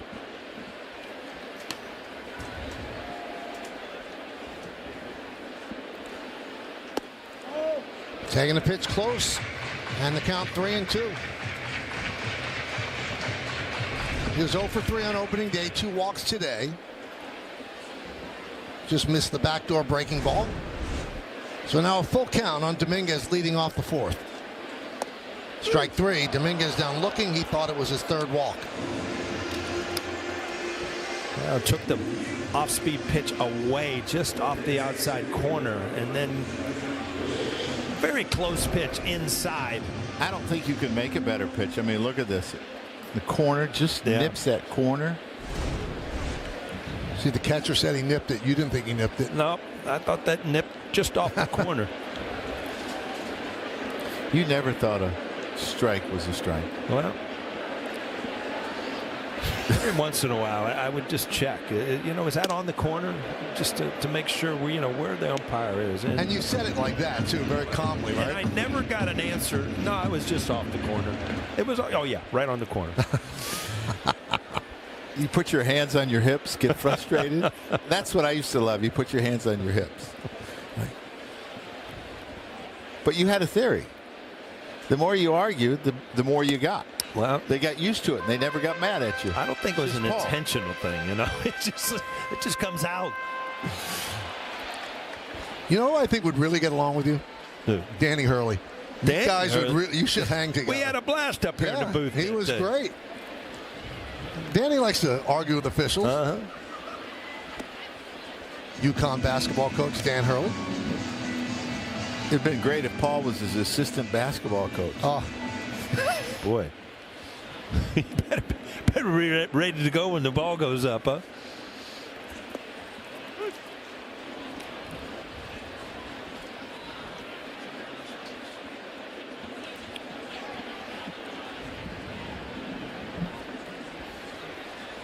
Three and 1 on Grisham. Struck out looking and singled and scored. I like this timeout there because I think he thought he had ball 4, and you got to kind of gather your thoughts. Yeah. You know, you think you're going to first base, you got to lock in. I think he would get another fastball down. 3 and 2.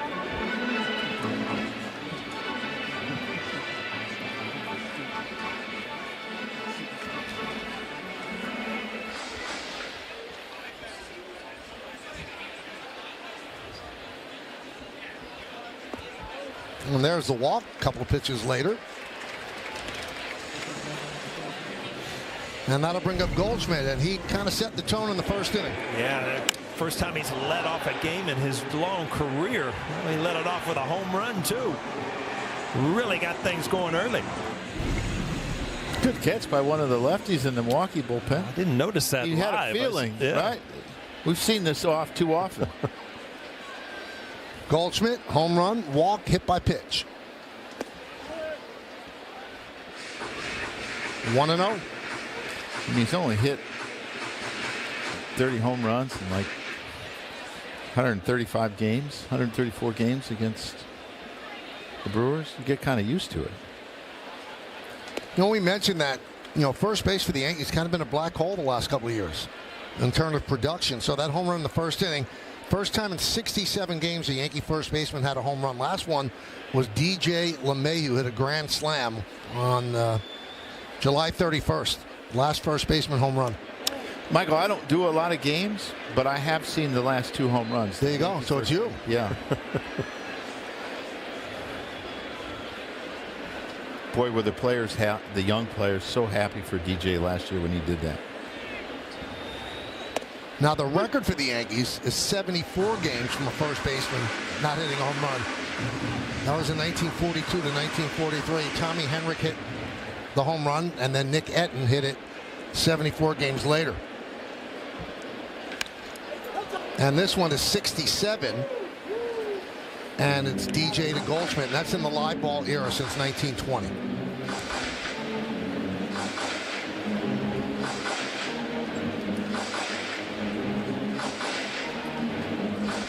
Now the Yankees have gotten production out of the leadoff spot. Wells a home run in the first inning on opening day. Goldschmidt today.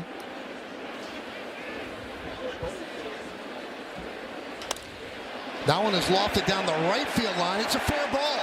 It'll go into the corner. Grisham chugging to third. They're going to hold him up there. Goldschmidt gets himself a double.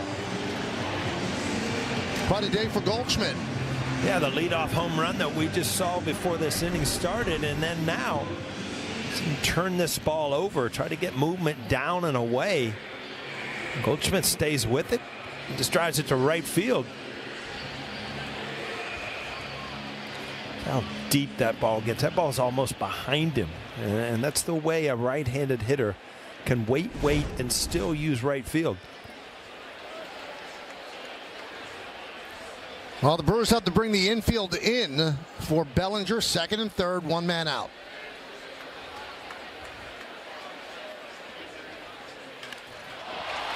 That one's into left center field. That is going to be caught by Churio. Tagging and scoring is Grisham. And the Yankees have 14 runs to the Brewers 4. A sac fly for Bellinger. Just another quality at bat by Bellinger. I mean, you want to elevate the ball, drive it somewhere. I mean, this could have been a 3-run double or at least a sacrifice fly.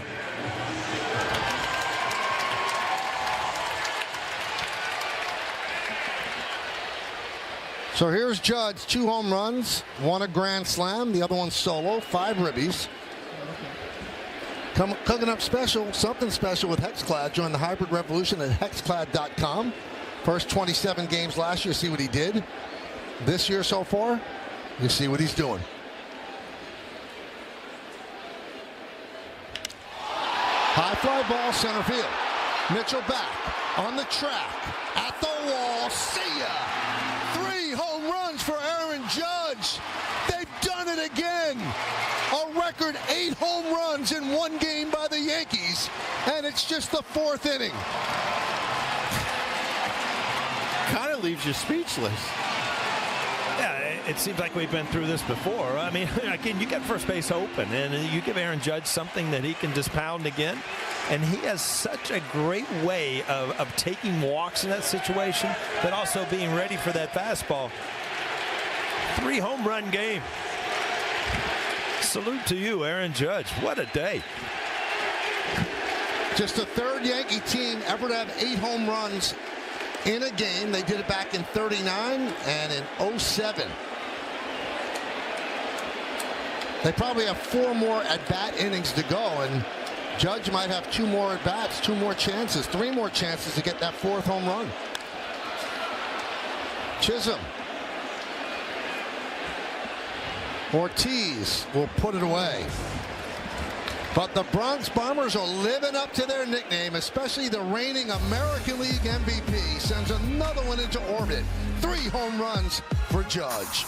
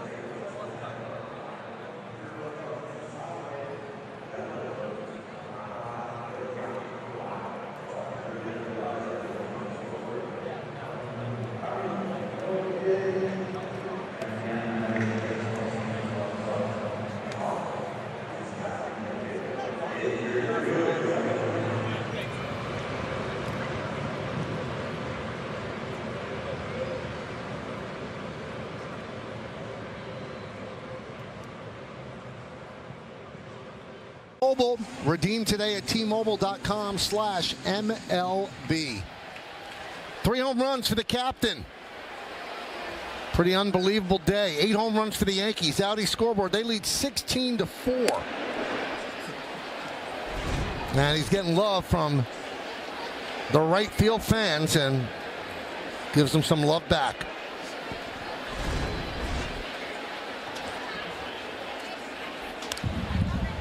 Garrett Mitchell with a fly ball. Bellinger there. Now you might be sitting there wondering, well, what's the record for home runs in a game?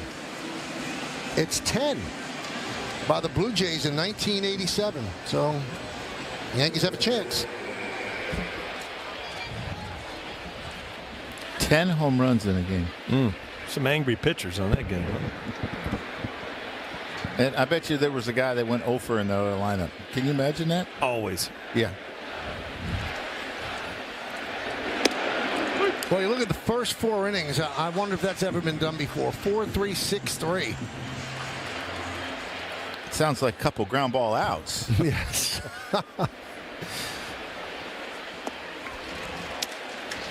That is his 81st pitch. He threw 76 on Sunday. I would think Aaron Boone would let him get close to 90. He's had to work pretty hard. I think Aaron Boone would love to see him end on a positive note. Get some consecutive outs, make some good pitches. Reyes. And a bad throw. And it goes into the seats. So that's another error for the Yankees.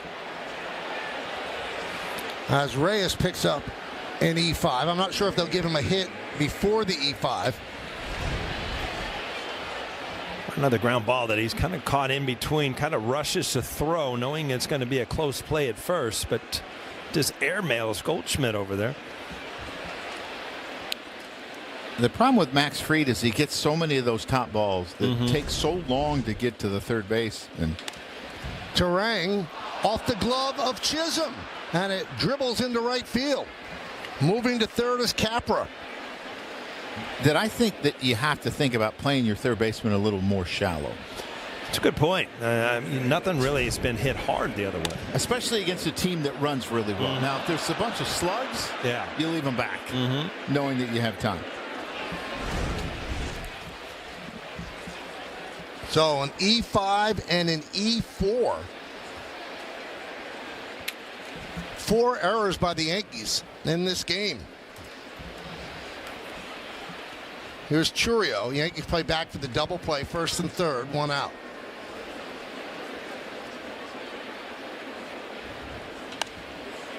Does show you home runs and runs. They're the great deodorant. You don't smell the 4 errors right now. You know what? I was just thinking that. 5 errors, by the way. But you do realize if this is a close game that, you've probably given it away. 5 errors, extra outs. You can't do this day in and day out.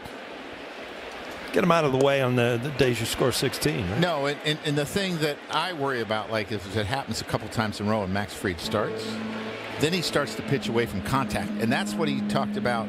He learned to do it in Atlanta. It's pitch to contact because he could go much deeper into games.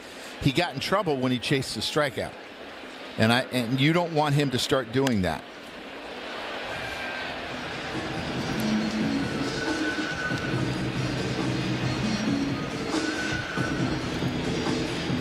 Well, he pitches the contact and he does get ground balls. And what a good time to get a ground ball right here. Try to get out of this inning.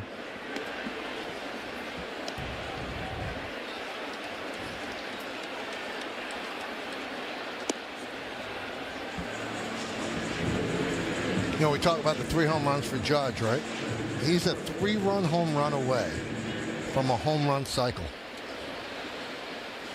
Did Alex do that once? I don't know if Alex ever had 4 home runs for the Yankees.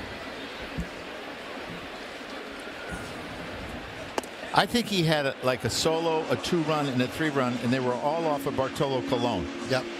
Of the Angels, then. Yeah, I was probably dumb and pulled him out of the game. Joe's been taking his Prevagen, man. All these things are just off the top of his head. 2-2. You know how that works, though. You can remember things far back. It's it's yesterday what happened. Wow. You know Fried wants to get through this inning.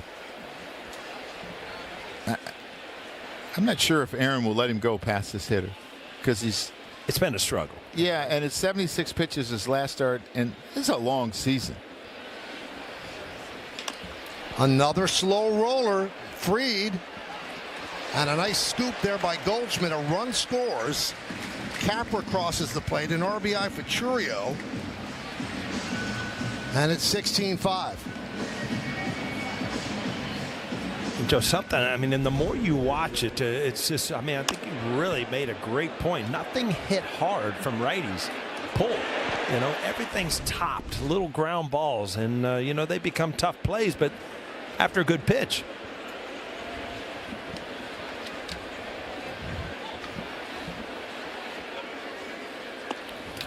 Yelich swings and misses.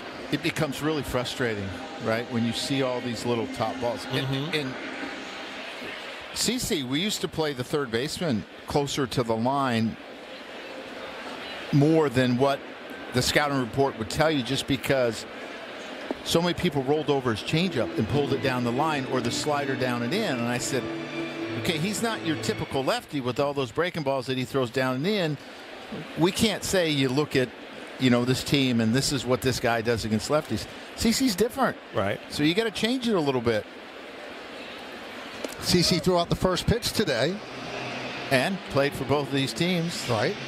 Oh, that run he had with Milwaukee. I mean, really. Throwing every other day, it seemed like. Took them to the playoffs after coming over from Cleveland, and just really took that team on his shoulders. And he will be inducted into the Hall of Fame this summer. That one is a base hit to right field. That's going to score Terang. Judge comes up throwing, fires it in. It's an RBI single for Yelich. And it's 16-6. And Max Fried, on a day where his team hits 8 home runs in 4 innings, is not going to be eligible to get a win. Yeah, and the defense really struggled behind him today on some tough ground balls. And you give a team extra outs, you're usually not going to go very deep in the game. So Fried departs. Yankees will go to the bullpen.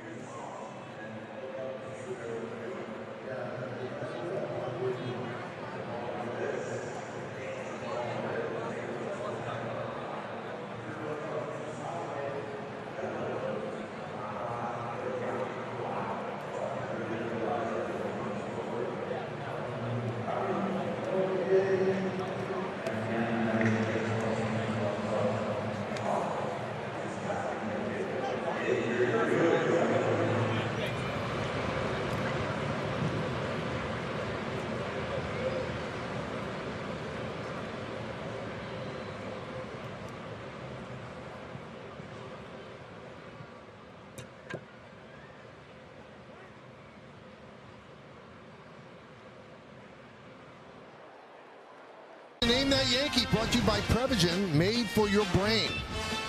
Let's see. Blue Jays, Yankees, and Orioles, 186. Got it. 3.51 ERA, 5 All-Stars. Got it. I think I have it, too.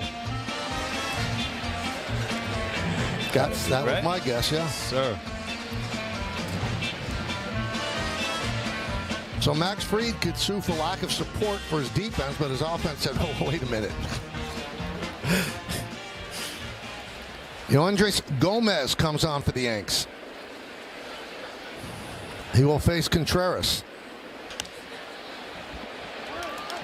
What number was that? Name That Yankee. That was a 2? That was a 2. They started off with an easy one. That's right. This is our opening day. We're 1 for 1, Mike. So there are 2 outs here in the 5th inning. So that means there's 26 outs so far in the game. 60 batters to get 26 outs.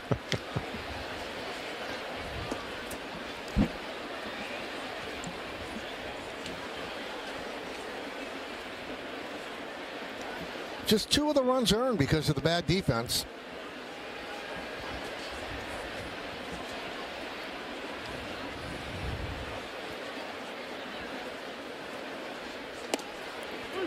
Now we are switching up Name That Yankee a little bit this year.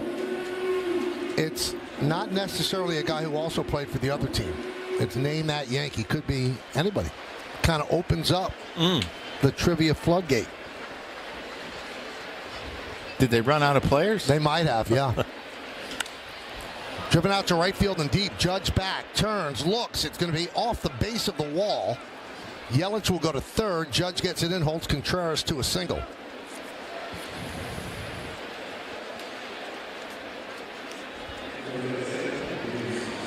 Well, 20 hits so far between the two teams.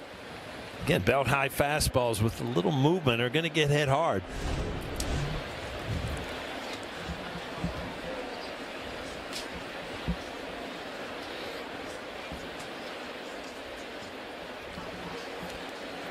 Here's Rhys Hoskins.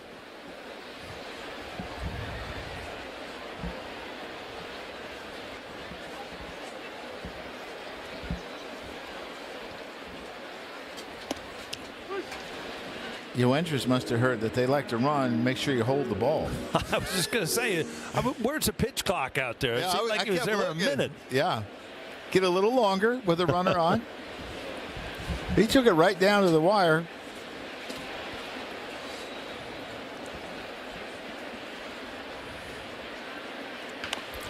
Another slow roller. And that'll do it here in the 5th.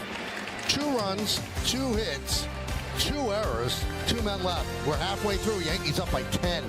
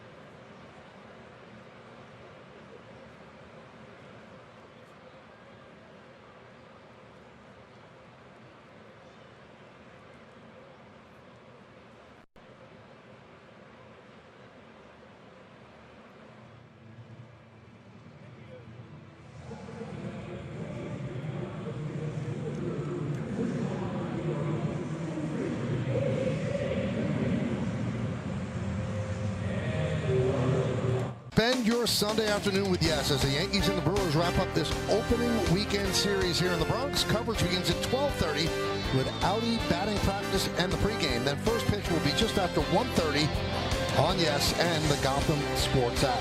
Was that tiramisu in a helmet? They do have that now at the stadium. Wow. It's a big item. Audi scoreboard 16-6. Yankees have 8 home runs. Look at that. A little tiramisu in a helmet. Are you thinking you deserve a little piece after 4.5 innings? No, I'm thinking I'm going to dinner tonight with Frank and Mare with a little Italian tasting, and it's probably going to be on the menu. Elvis Peguero is a new pitcher. Another one of their somewhat 7th inning guys, 6th inning guys having to come in a little bit early today. Probably needs a little bit work. Super sinker I got up to 97, 98, and a good slider. I wrote super sinker in the notes. You know, it's hard to get the ball to sink when you throw that hard. It's amazing.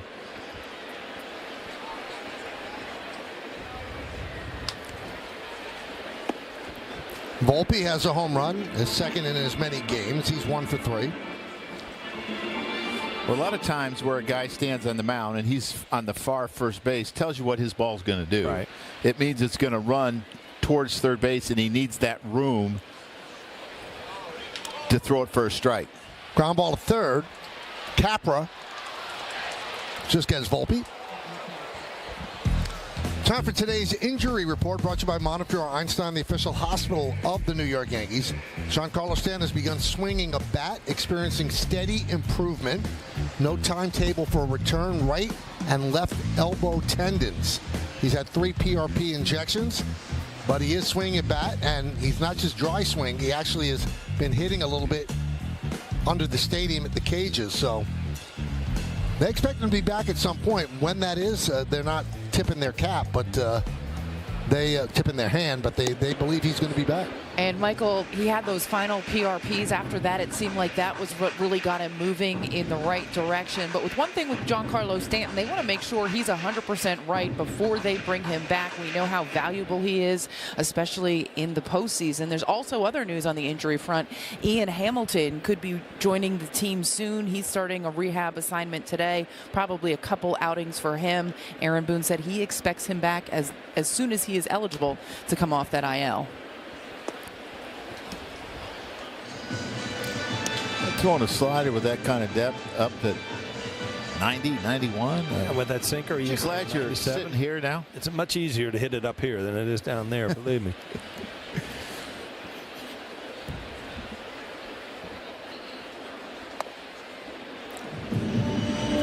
Two and one. The tone was set in the first inning. Yankees, the first 3 pitches that they saw, all hit out for home runs. Goldschmidt, Bellinger, and Judge. Lofted to left field by Wells. Churio's there, puts it away.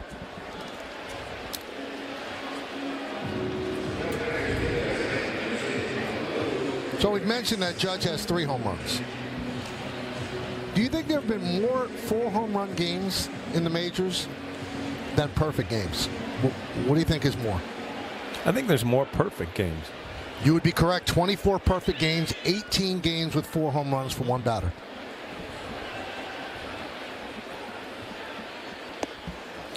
And it's only been done one time in Yankee history, and that was in 1932. Lou Gehrig did it at Shibe Park against the Philadelphia A's. Judge already has 7 RBIs, which is a career high for him in a game. You know, I was always a good multiple choice guy. I like your questions. I was 50-50 there. You know? That's why you did so well on the SAT. Yes. I tell you what, I came in here today. I saw you working. I said, Joe's been working since last January for this game. I felt a little underprepared up here. Yeah, but the problem with the SAT, it was like 25% chance. Oh, boy.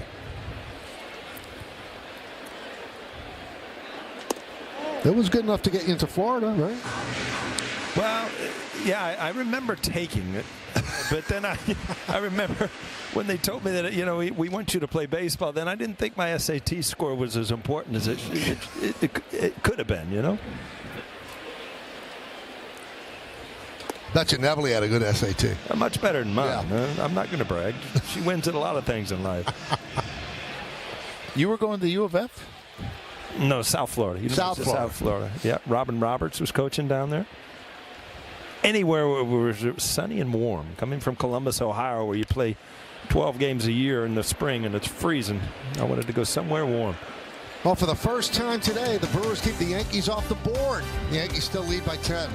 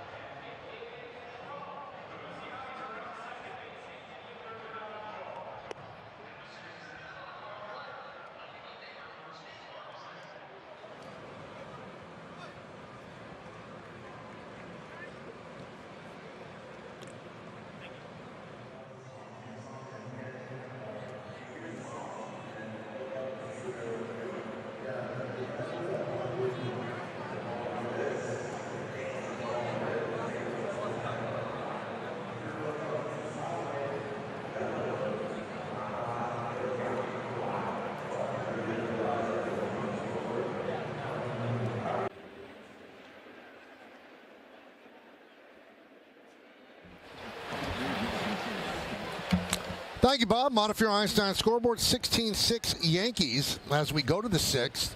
And Gomez with a breaking ball that doesn't break, 1-0. It'll be Frelick, Ortiz, and Mitchell.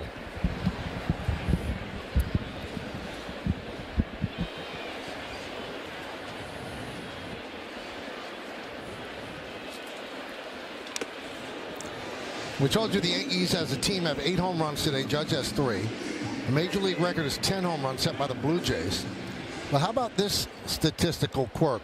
31 teams have hit 8 home runs in a game. One team hit 9 home runs, and one team hit 10. So 8 seems to be. Once you get past 8, you've done something. Yes. So, okay, the one that hit 10, the Toronto Blue Jays, they also hit 9. So is that the same team? No, the Reds did it in 1999 in a 22-3 win at Philadelphia. What year? 90? Oh, you weren't 99. He was doing the damage here. You were pulling in the wrong. You were talking about the wrong fingers. You'd have been putting in the wrong pitchers too. Yeah.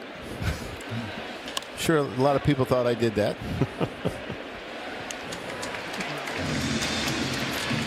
Take a little trip around the majors, shall we? Misner with a walk-off home run in the Rays' first game at Steinbrenner Field. Sellout crowd, so Cameron goes yard. Tyler O'Neill home run in 6 straight opening day games. That's a Major League record. And Mookie Betts, there was so much fear he had lost so much weight so quickly. They had a walk-off 3-run home run in the 10th against Detroit. That was the second home run of the game. He got really emotional. I mean, he lost 18 pounds. Yeah. He didn't have 18 pounds to lose. No, he's not a huge guy, but boy, can he play. Bellinger calls off Volpe to retire Ortiz. He got down to like the 150s, the high 150s. That's like junior high weight. Huh? I read the other day in the notes, Michael, that you're talking about home runs on opening day. The only player ever, back-to-back years, with 2 home runs. Joe Torre. I'm like, wow, what a way to start the year. Back-to-back years, 2 home runs on opening day. Was that his MVP season? That I don't know.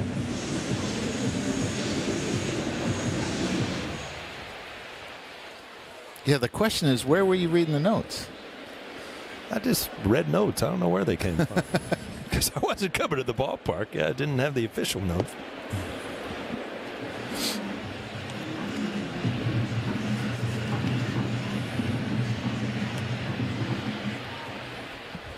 I think I had 1 home run, maybe 2 on opening day. You have a home run opening day? I didn't hit home runs. I don't think so. Well, you had a few in your career. Did you ever throw one in on opening day? Yeah, I think opening day of T-ball.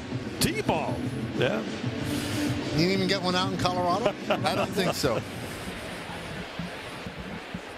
I don't think so. I was happy if I got a hit. Oh, wasn't that important? Opening day? You know that. what? I used to play mind games, too. It's like, you know what? If I get a hit my first at bat of the year, I'm going to have a great year. And then, you strike out the first time up. It's like, if I get a hit in this game, I'm going to have a great year. You just start playing games with yourself mentally. Well, it's a game that just you build it up for a long time, and now you get just back in the grind. We're playing every day, but you put way too much importance on it. If you have an 0 for in another day, it doesn't seem to be such a big deal. But then you have a lot of times opening day, and you got to sit on that 0 for. Yeah, and it's hard. Yeah, you think Churio wanted to get out and have a day off on Friday after 5 strikeouts opening day? I don't think so. Good pitch right there. Yes, is thinking about a reality series, Mind Games with Paul O'Neill, coming up.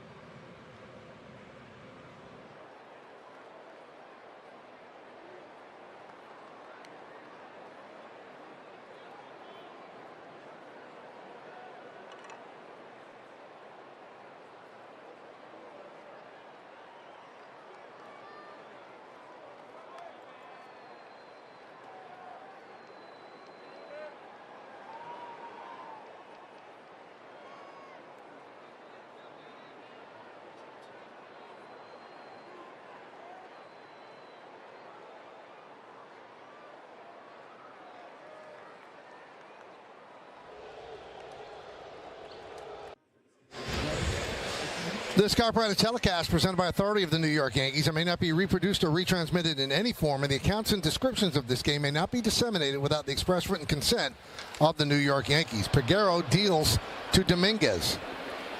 Lofts it to left center. Churio is there. One away. I just remember on days like today, I'd be catching and come on, be in a game like this and sit next to Zim when I come in after the inning. He would say, "Boy, you got this game moving right along, don't you?" Yeah, Zim always had the right thing to say. Yeah, he did. Could make you laugh.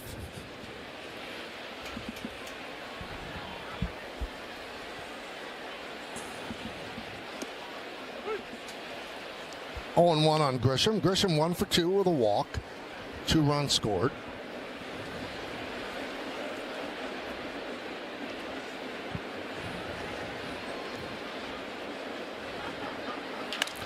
Ground ball. Turang bobbles. Bobbles again, and Grisham will reach. Turang, a Gold Glove winning second baseman. In fact, a Platinum Glove winner. Boots one there. Interesting enough, their 2 Gold Glove winners both have an error already this year. Sal Frelick made one the other day on a ball off the wall, and the Turang makes this one. It comes up, hits him in the heel a little bit. He kicks it once, can't quite get to it. Trent just runs too quickly for that to be an out. It was that second little dive out of it came out of his glove. He almost had it. Ground ball. Ortiz will get Goldschmidt as Grisham moves to second. So Goldschmidt retired for the first time today. That brings up Bellinger. Hedrick warming for the Yanks. They're starting the season with 3 lefties in the bullpen.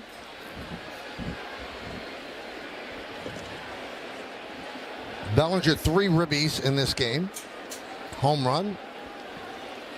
An RBI single off the pitcher, and then a sac fly. 2 for 3. It was interesting. He was talking about what to do in the roll call. Talked to his father, Clay. Yeah. I saw Clay after the opener on Thursday. You could have read by his grin. He was so happy his son was playing for the Yankees. Unbelievable.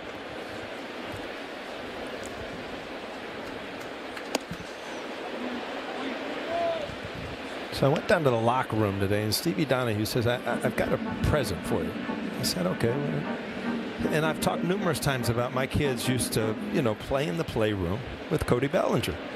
And so they've redone the playroom in Yankee Stadium, and they took down some of the pictures. And one of the pictures was me and my son Andy when he was about, 3. And now he's, 35, 36. But I'm going to take that one home. It's a really, really cool thing that the Yankees do. The amazing thing is Andy got older. You look the same. Oh, really? Yeah. Yeah. Yep. 4K says different. This 1K says no. That's quick. I like that.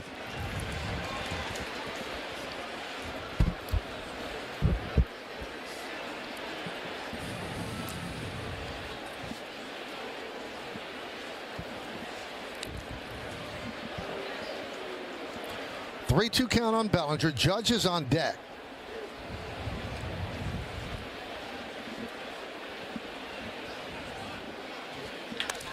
Base hit, right field. Grisham rounds third. He's coming home.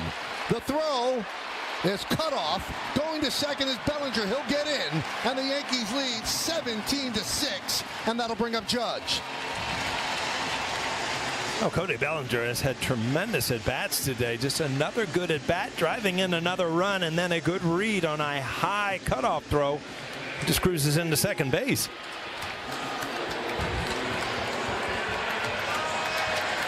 Yeah, something you don't talk a lot about Cody Bellinger, but watching him the last 2 years, he's a really, really good base runner.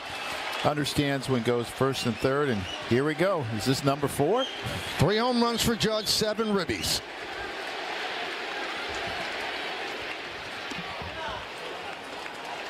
Only 18 4-home run games in Major League history. The last one, J.D. Martinez did it. Arizona at the Dodgers. That was in 2017. The only Yankee to do it, Lou Gehrig, in 1932. Do you remember how hard it used to be able to hit it out of Dodger Ballpark, too? Oh, when it got cool at night? Yeah. I think that he did it there. 2-0 on Judge.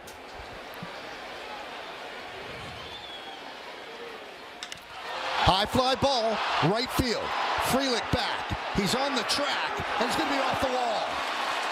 Bellinger scores. Judge gets himself an RBI double, and the Yankees lead 18-6. That close to making history. Wow, what a day for Aaron Judge. And, you know, the reason Aaron Judge is getting pitches to hit in this situation, first base open, is because it was 17-6 at the time. Now it's 18-6. Frelick, again, kind of not knowing where he is in a short porch in right field. Not able to get back. But off the bat, anytime the ball is airborne, you see the stands and the fans. Did he get 4? No, he's got 3 with a double. It's a pretty good day. And betters his career high with 8 runs batted in for the game. 9 on the season in 2 games. Now, these are the little things that used to irritate teams. You know, when you're getting beat 18-6, you hate to see guys kind of over-swinging, landing on their back knee. You know, don't wake up, people.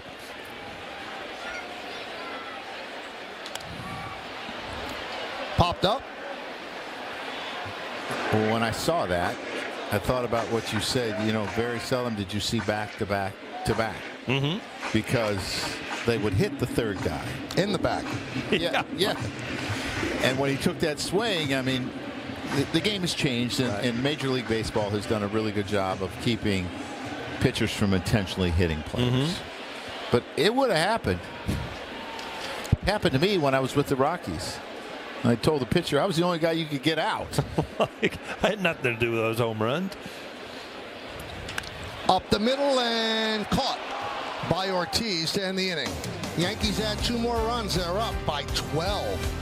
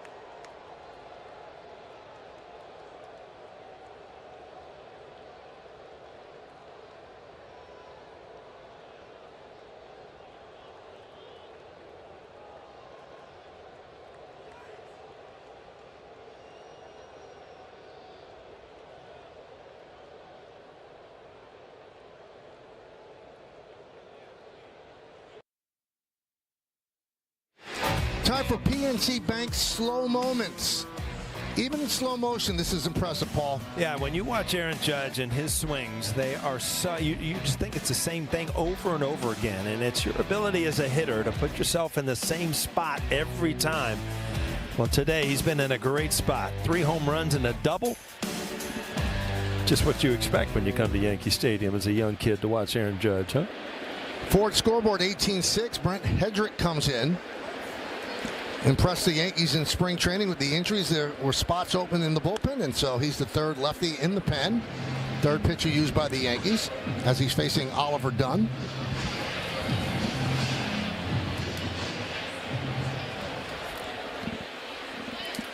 Hendricks pitched in the big leagues from Minnesota in 23 and 24. 27 years old. He was picked up off waivers from Minnesota on February 11th. He's from a family of professional drag racers. His parents, his older sister, his aunts, and his uncles.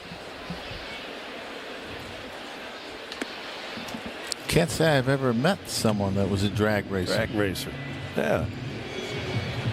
Tell you what, he was a really impressive one of his last outings in spring training where he got as high as 98. And it seemed like when he got ahead, he added.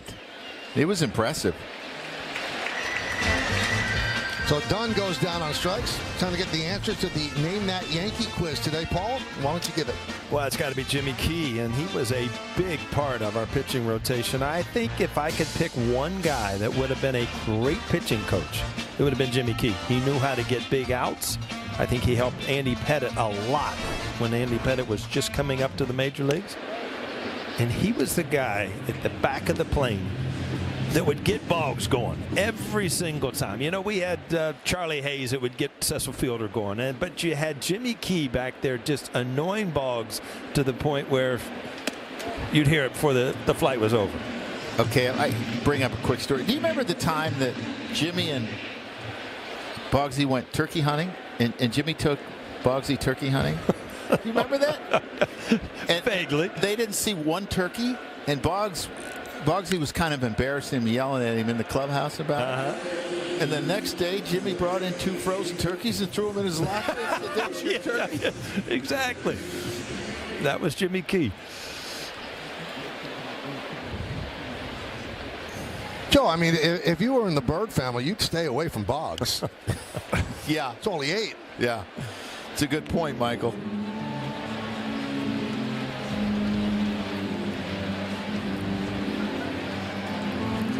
Two and 2 on Bryce Terang. Yankees up 18-6.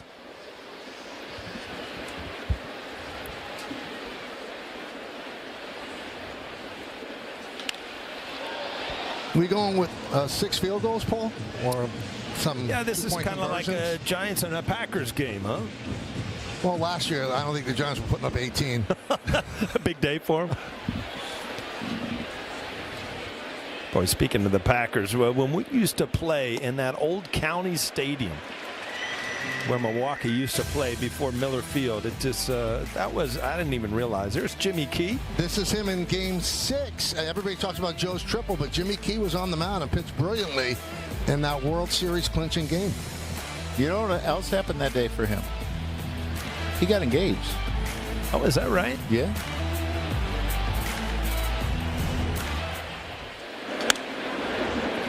See that little kid holding that sign there? Yeah. He's now 35 years old. Believe me, I know all about it, because that one that I brought from the playroom today, that little kid I'm holding in the field, he's 35 or 36.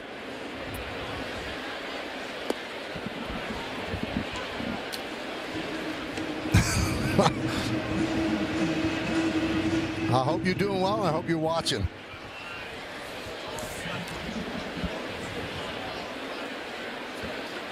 Now here's the picture that Paul is talking about. I don't know if we could get a shot of it, but it's I mean, that goes right up in the office at home, I guess. Absolutely.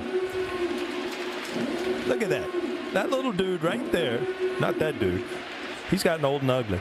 That little dude right there grew up. He's 36 years old now. Amazing. Where's time fly, Michael? It goes too fast. Fly ball right field. Judge back, and wow. Chourio retired as that ball kept carrying. But Milwaukee goes down in order. At the end of 6.5 innings of play, it's all Yankees. But we're going to stay right here as they honor America in New York.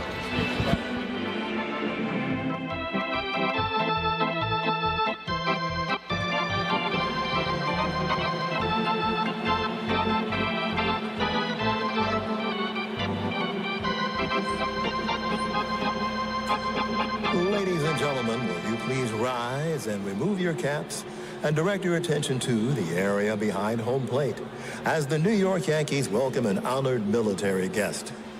United States Navy Seaman Michael Darder from Paterson, New Jersey, who served in the Korean War. The Yankees say thank you for your sacrifice and service to our nation.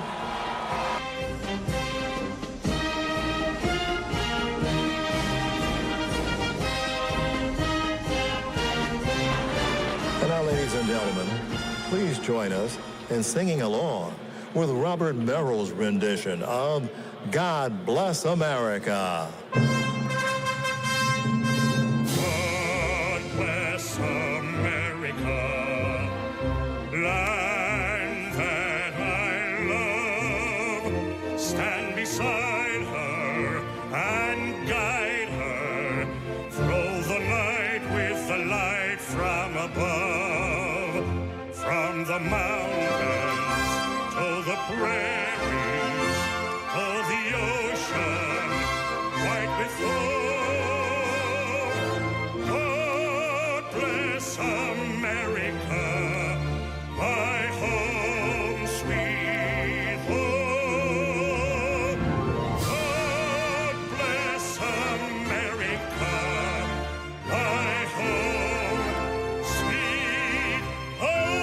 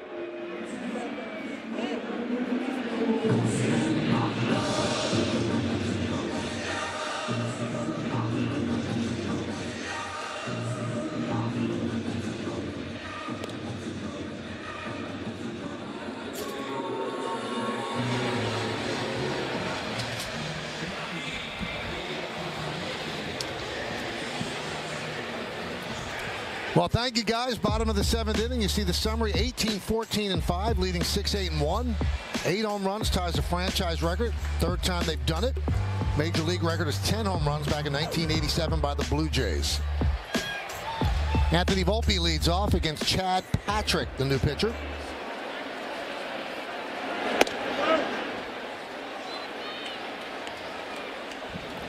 What he did in AAA. This is his major league debut. It was the IL Pitcher of the Year. Those numbers, 14-1, that'll do it for you.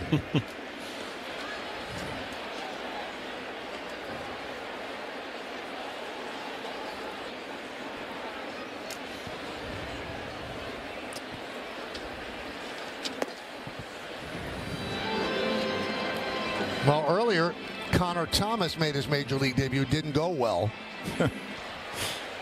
And now Chad Patrick. And there's ball 4 as Anthony Volpe works a walk. Well, tickets for all 2025 Yankees home games are on sale at Yankees.com. This season's home schedule includes some great promotional giveaways and is highlighted by interleague games against the Giants, the Cubs, and the Phillies, as well as the annual Subway Series games against the Mets. For more information and get your 2025 Yankees tickets, just visit Yankees.com today. J.C. Ascara is going to make his major league debut. What a long, strange trip it's been. Bounced around, independent league, released, Uber driver, and here he is. He made the Yankees out of spring training, his first big league at bat.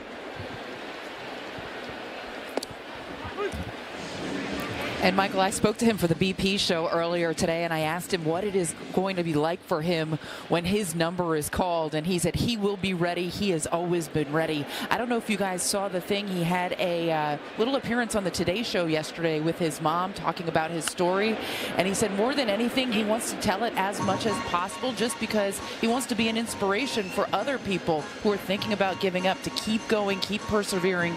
Your dream could come true as well. What a wonderful story, and a really, really nice guy. And he hung in there, and here he is in the big leagues as he swings and misses and goes down on strikes. And Michael, he and Nestor Cortez did a nice little jersey exchange prior to opening day, which was kind of cool. Two guys from the same hometown, knew each other growing up. I asked him what Nestor was like in high school, and he said he was nasty.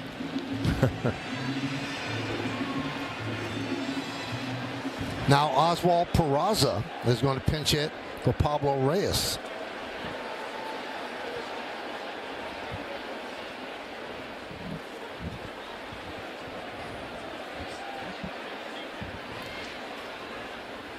So that means that all the Yankee position players have gotten into a game this year.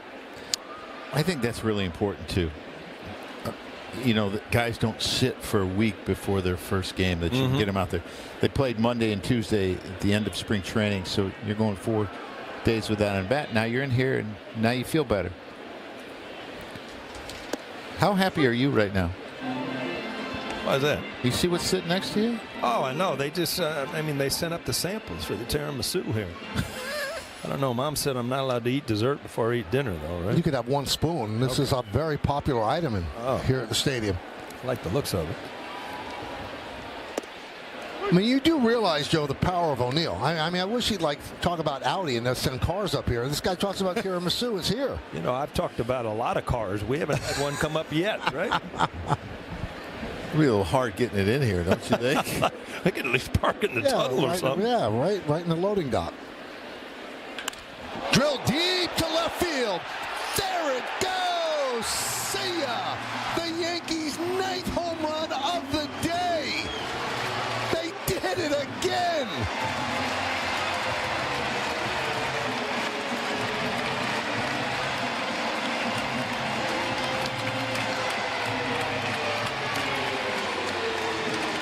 This is what I saw when he broke in the major leagues years ago, Joe. It's like, this guy has power. I mean, he has the ability to drive the ball out. I expected huge things.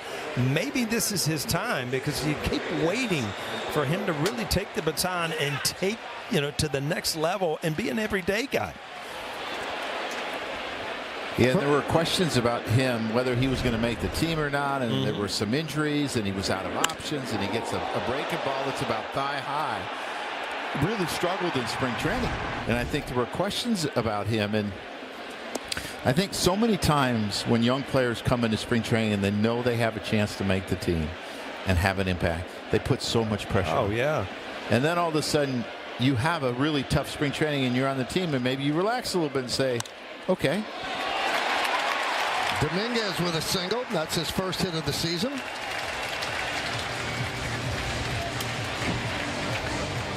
Had a very good AAA season last year. I mean, this is a hanger, and you know, when you hang it, they bang it, right? I mean, that's what happens. And I mean, he's had power in AAA. He's played in AAA for a number of years. So young to be called up to that level. I mean, that's a really good swing into your backside, using your legs. And hopefully he can relax and his talent can come out.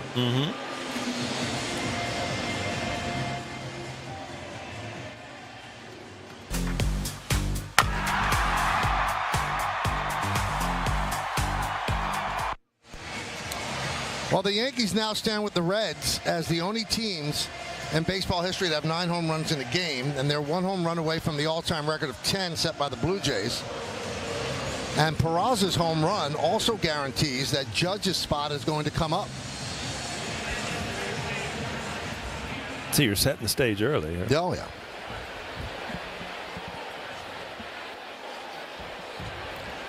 Here's Trent Grisham. Dominguez is on first. They're not holding him. The Yankees lead by 14, 20-6.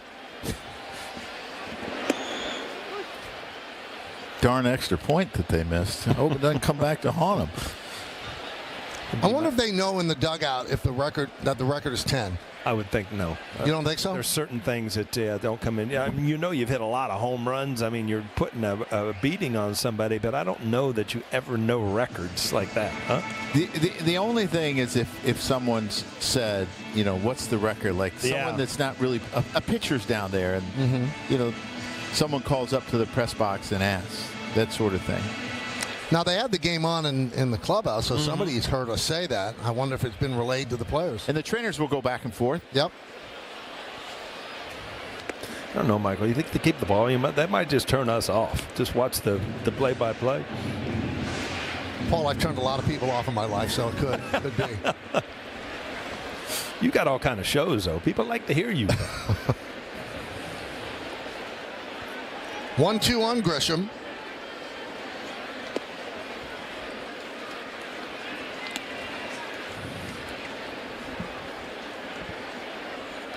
Judge sitting on 3 home runs. He has 8 runs batted in, which is a career high for him.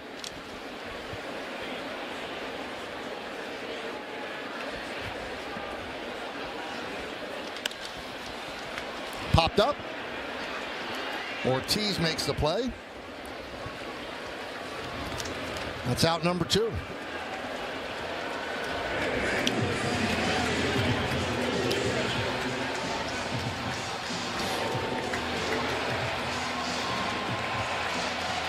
Oswaldo Cabrera is going to pinch hit for Paul Goldschmidt.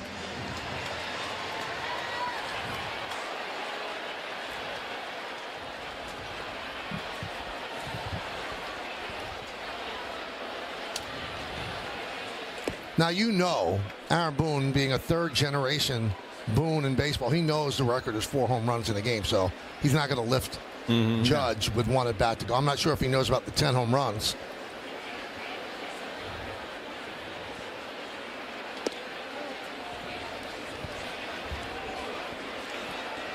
So the Yankees with a new franchise record, 9 home runs in a game.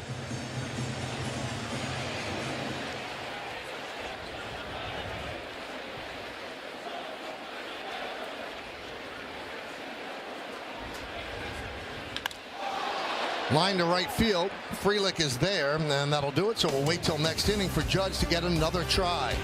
Another home run for the Yanks, 2 more runs.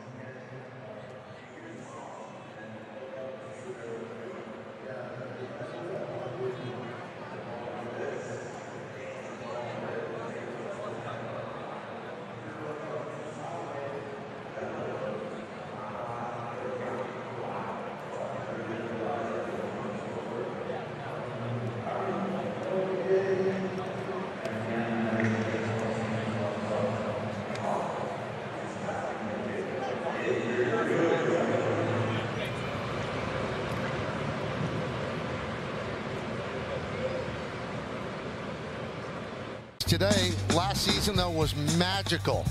The Bronx Lotus, 223 OPS plus. Highest all-time for a right-handed batter in a single season. How about the slug and 700 or more plate appearances? 6th player in a single season to do that. Pretty special ones that did it as well.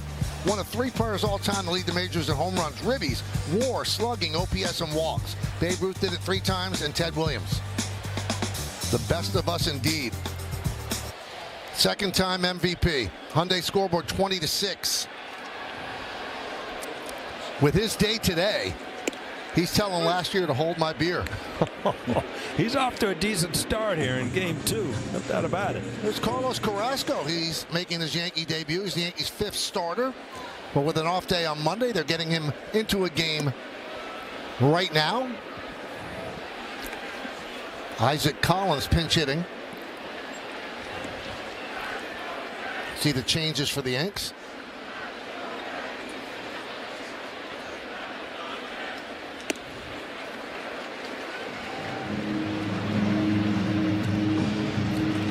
Look at the names on that streaming service. Wow. Better call Paul. K's Anatomy. Nobody's watching that. Oh. I was just looking around the stadium, Michael, because I'm always, as we look at these new big hit streaming TV shows at the bottom of the screen. I think, Reebok's new, right? The Reebok sign out there in right center? Gotham Sports app, obviously that's new. Amtrak, I think that's new too. No, I think Amtrak's been out there.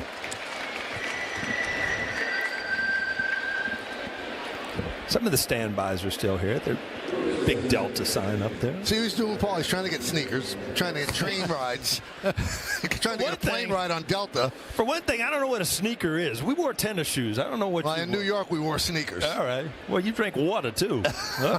I can't believe you didn't mention Bank of America. You're trying to get a little money. You get gift certificates there. Oh, we love them, right? Yes. They were behind home plate and out in left field.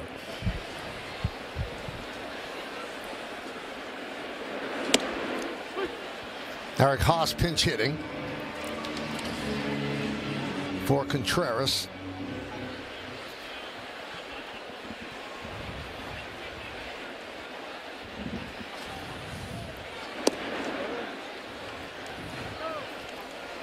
Some people were surprised that Carrasco pitched as well as he did in spring training. His velocity was up from last year. He had a rough season last year in Cleveland. Veteran, knows how to pitch, has an arsenal of pitches, and again with the height and velocity a little bit better. That one is looped into right field. It's a base hit in front of Judge. Pinch hit single for Haas.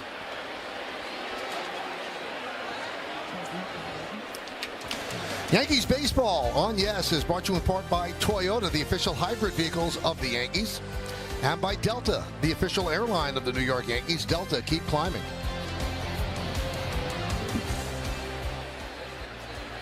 There's Jake Bauers to pinch hit for Rhys Hoskins. It's turning into a spring training game.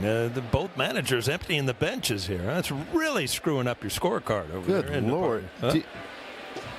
What's happening with your scorecard? I haven't found it yet. It's a little blank right here.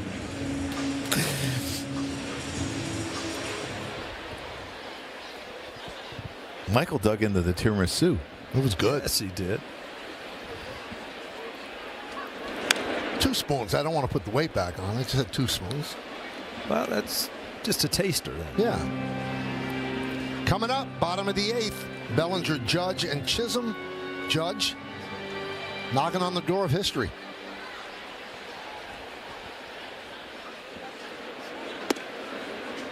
One and 2. You say you keep your scorecards, right? This one I'll keep. Yeah. I don't keep all of them anymore, but this one I'll keep. I mean, you have some from years and years and years ago. The perfect games and the no-hitters. Oh, yeah. That one is drilled into right center field. That's going to be in there and go all the way to the wall. Haas is going to go to third.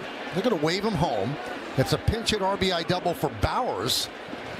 And now it's 20-7 Yankees.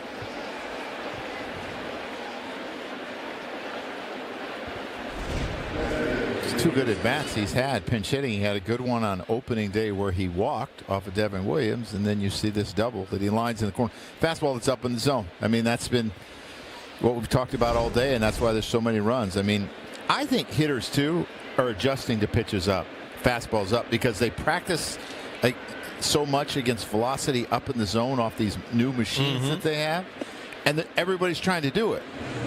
Well, if you remember, 2-3 years ago, that was the pitch everybody was going to, because everybody wanted the slide uppercut, and that was kind of a way to get a strikeout where, hitters are going to adjust to what pitchers are trying to do to them.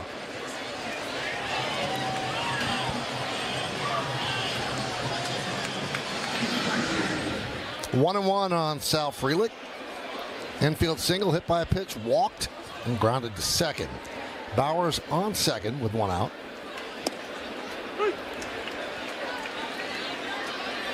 Nice changeup there by the man they call Cookie Carrasco. There's two Cookies in the clubhouse. Stevie Donahue, longtime trainer, is Cookie too. I remember trying to chart Carrasco many years ago when I was managing, and I would study all the pitches. You couldn't sometimes tell whether it was a slider or a changeup, and no one really knew, because a lot of them times they have the same action. I always thought good changeups that kind of resembled the spin of a two-seam fastball, those are the ones that were really hard to hit, because you couldn't tell the speed, but you could tell the spin, and obviously that's how you kind of decide what pitch it is or not. But if it has the same spin and you've just taken 7 or 8 miles an hour off of it, almost impossible to hit. So Cabrera with the put out at first, 2 men down. Moving to third is Bowers. Here's Joey Ortiz. And a strike.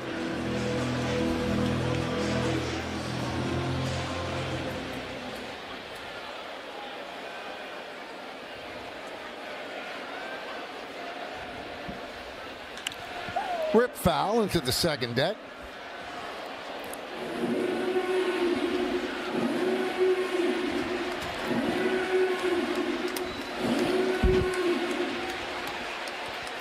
Yankees lead 20-7, 20-16-5, 7-10-1 for Milwaukee.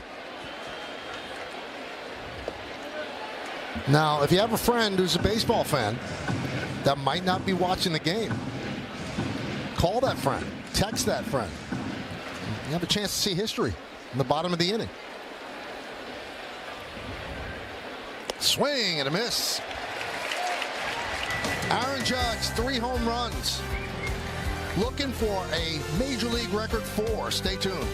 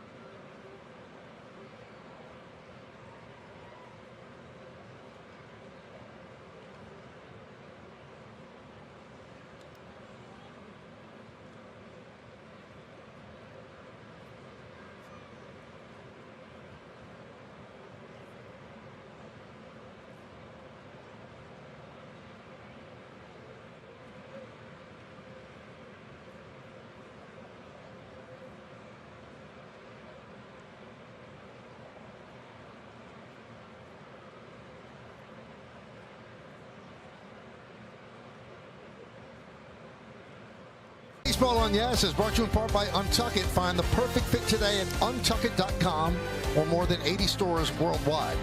And by Nissan. At Nissan, we make cars that thrill. Experience the thrill for yourself today. Shop NissanUSA.com. Bellinger, Judge, and Chisholm. And they're going to face a position player. Jake Bauers is on the mound, trying to keep the Yankees from a major league tying 10 home runs in a game, and Judge from 4 home runs in a game. Bauers deals outside. What's he got, Michael? I think a little bit of this, a little bit of that.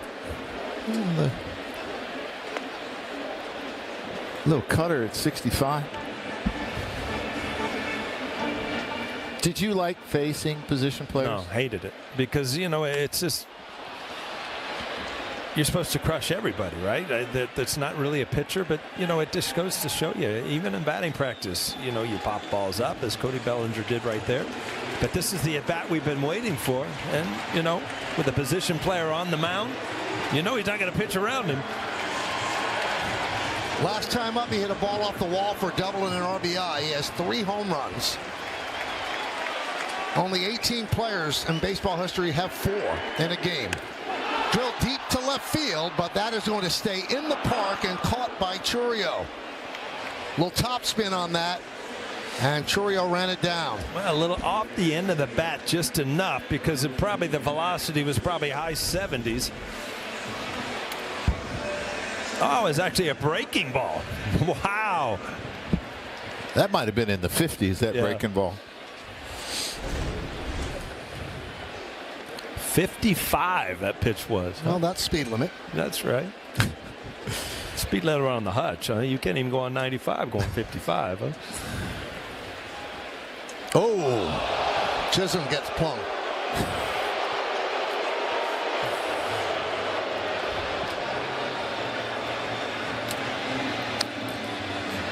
I tell you what, Jake Bauers was going to have a lot to talk about if he went 1-2-3 today. Yes. Right in the middle of the order, yes. But now that's not going to happen.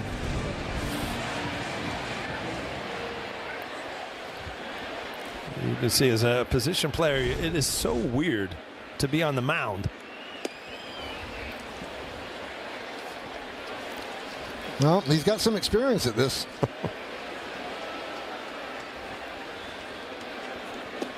Did you ever do this? Yeah. I almost threw my arm out. Where were you? In Atlanta. I was with the Reds. Struck out 2 people in the first inning, and then after that, I went downhill. I went from like 93 to 50. I had nothing left. You had pitched as a kid, right? Oh, all through high school. Yeah. When I was drafted, I thought I was a pitcher. 3-0 on Volpe. There's a strike from Bauers. Chisholm's at first with 2 outs. We're in the bottom of the 8th, 20-7. Yankees lead.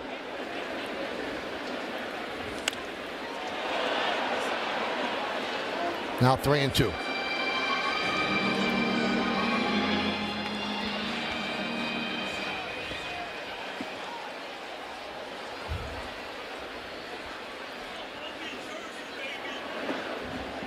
And Volpe works a walk. And that brings up J.C. Escara. How about this, Joe? They gave J.C. your number. That's great. Yeah, 25. Great. Catcher to catcher. Yeah. Your player number. I think you can really appreciate what this young man has been through. A couple of years in independent ball, and it's really a cool story. You talked about it already, but man, seeing his mother get emotional in the video. I tell you what, he's lost it, Bauers. Yeah, he's running out of bullets out there. He got 2 quick outs, 3 pitches. Rip foul. Also a nice moment. He came to the ballpark on Thursday in an Uber. And he used to drive an Uber to try to make ends meet. I mean, you wouldn't have any problem as a young player getting your first hit off a position player. Nobody knows, right? Because when it's on the back of that bubble one card, nobody knows. Dunn makes the play, and how about that? Jake Bauers stops the Yankees and Aaron Judge from making history.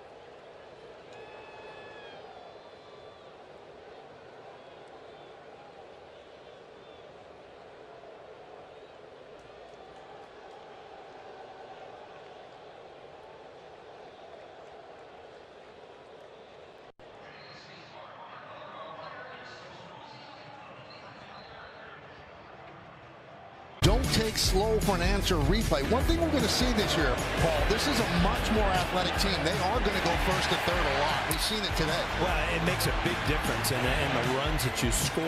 And again, you want the mentality as a base runner to always take that extra base. Obviously, the defense, they're much improved. Didn't show up today, but the base running and the speed and the way the Yankees are going to go about playing every single day, I think it's going to be exciting to watch. Carlos Carrasco trying to get the final 3 outs as he deals outside to Garrett Mitchell.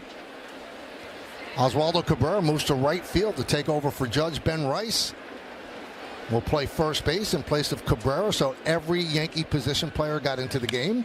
That one is lined over the leaping try of Volpe, a base hit for Garrett Mitchell. Well, fans, stay tuned after the final out for today's WB Mason Yankees postgame as Bob Jack and John Flaherty are standing by in the studio with highlights and analysis. Of course, Meredith Marakovits gets player interviews in the clubhouse. We'll hear from Aaron Boone on the manager's report. That's all coming up on Yes and the Gotham Sports app. The kind of information we're going to give out today, Paul. You ready? The Yankees have never won a game in their illustrious history by a score of 20-7. Fly ball left field off the bat of Dunn.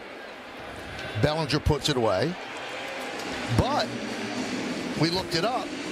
The Giants have 4 such wins. The New York Football Giants have 4 such wins. The last time they did it, they won 20-7, 1997 at the Cowboys. And the Jets also have 4 by that score. Last time was in 2015 at the Colts. 2015 at the Colts. Mm-hmm. There was a good game, the Jets and the Colts in the Super Bowl. Joe Willie, right? That's right. But that was the Baltimore Colts. Yeah, that's one I remember, though. You must have been 6 then. That's all right. I was a big football fan, though. You did take your Prevagen today, didn't you? Now one is driven out into right center field. On the run is Cabrera, and that ball is gone. A 2-run home run, so it's not going to be 20-7. It's going to be 20-9 at least as Turang with a 2-run home run.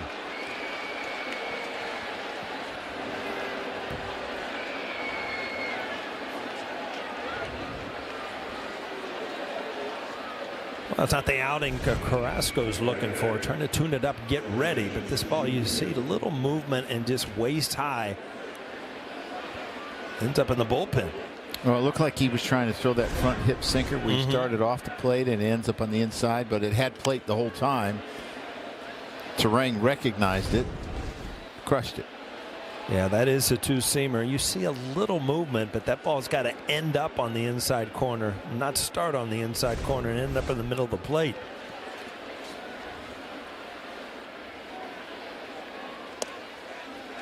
And 2 on Churio. You know, had a tough day today is at home plate. I mean, it's been stepped on a lot today. You know that? You know, I don't think I've ever heard that.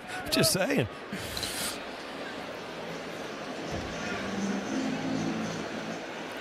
Danny Cunningham, the great grounds crew, he's going to have a tough day because he has to fill in all those holes. That's right. A lot of traffic in that batter's box. Grounded. Volpe. And the Yankees are an out away from their second win. Upcoming schedule brought to you by your local Tri-State Buick dealers. We're back at it again tomorrow at 1:35 right here on Yes. Monday's an off day, then 3 games against the Diamondbacks. 7:05 on Tuesday on Yes, then on Prime at 7:05 Wednesday, and back on Yes at 7:05 on Thursday. Yankees hit the road with 3 in Pittsburgh Friday, Saturday, and Sunday. 4 o'clock Friday game. Must be their opening day, huh? Yeah, I would think so.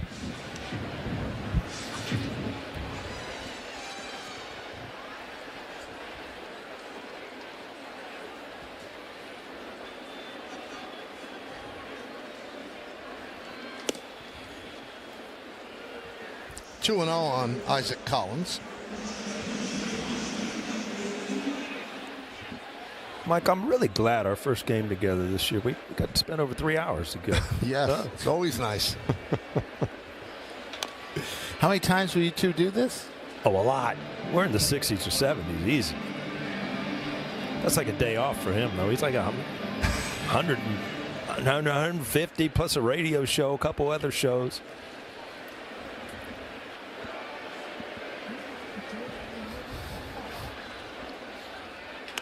Check swing. Peraza, not in time. As Collins beats it out. Well, we talked about it all day. Milwaukee, most of the lineup run extremely well. Peraza kind of shifted over to play him to pull, and it just kind of a excuse me single. Now, Paul, I know you were wondering about this. The Yankees have never had a 20-9 win. The Giants have only won in 1991 against the Cardinals. The Jets have only won 1998 against the Dolphins. Here's Eric Haas. Runner goes. And they'll let him take second on a swing and a miss.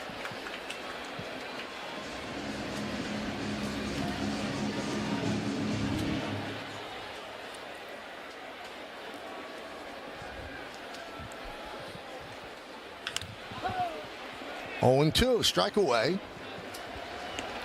Yankees got out of the starting blocks great last year, and that benefited them when they ran into a little bit of a slide in the middle 35 games. But you can't lose a season early, you can't win a season early, but you can help yourself get through some of the rough spots by piling up wins early. Yeah, they were 49-21 their first 70 games. Yep. And Garrett Cole didn't pitch till game 76. And then they had a stretch where I believe they were 11-25. But they ended up winning the American League East and the American League pennant and going to the World Series against the Dodgers. 1-2. 2-2.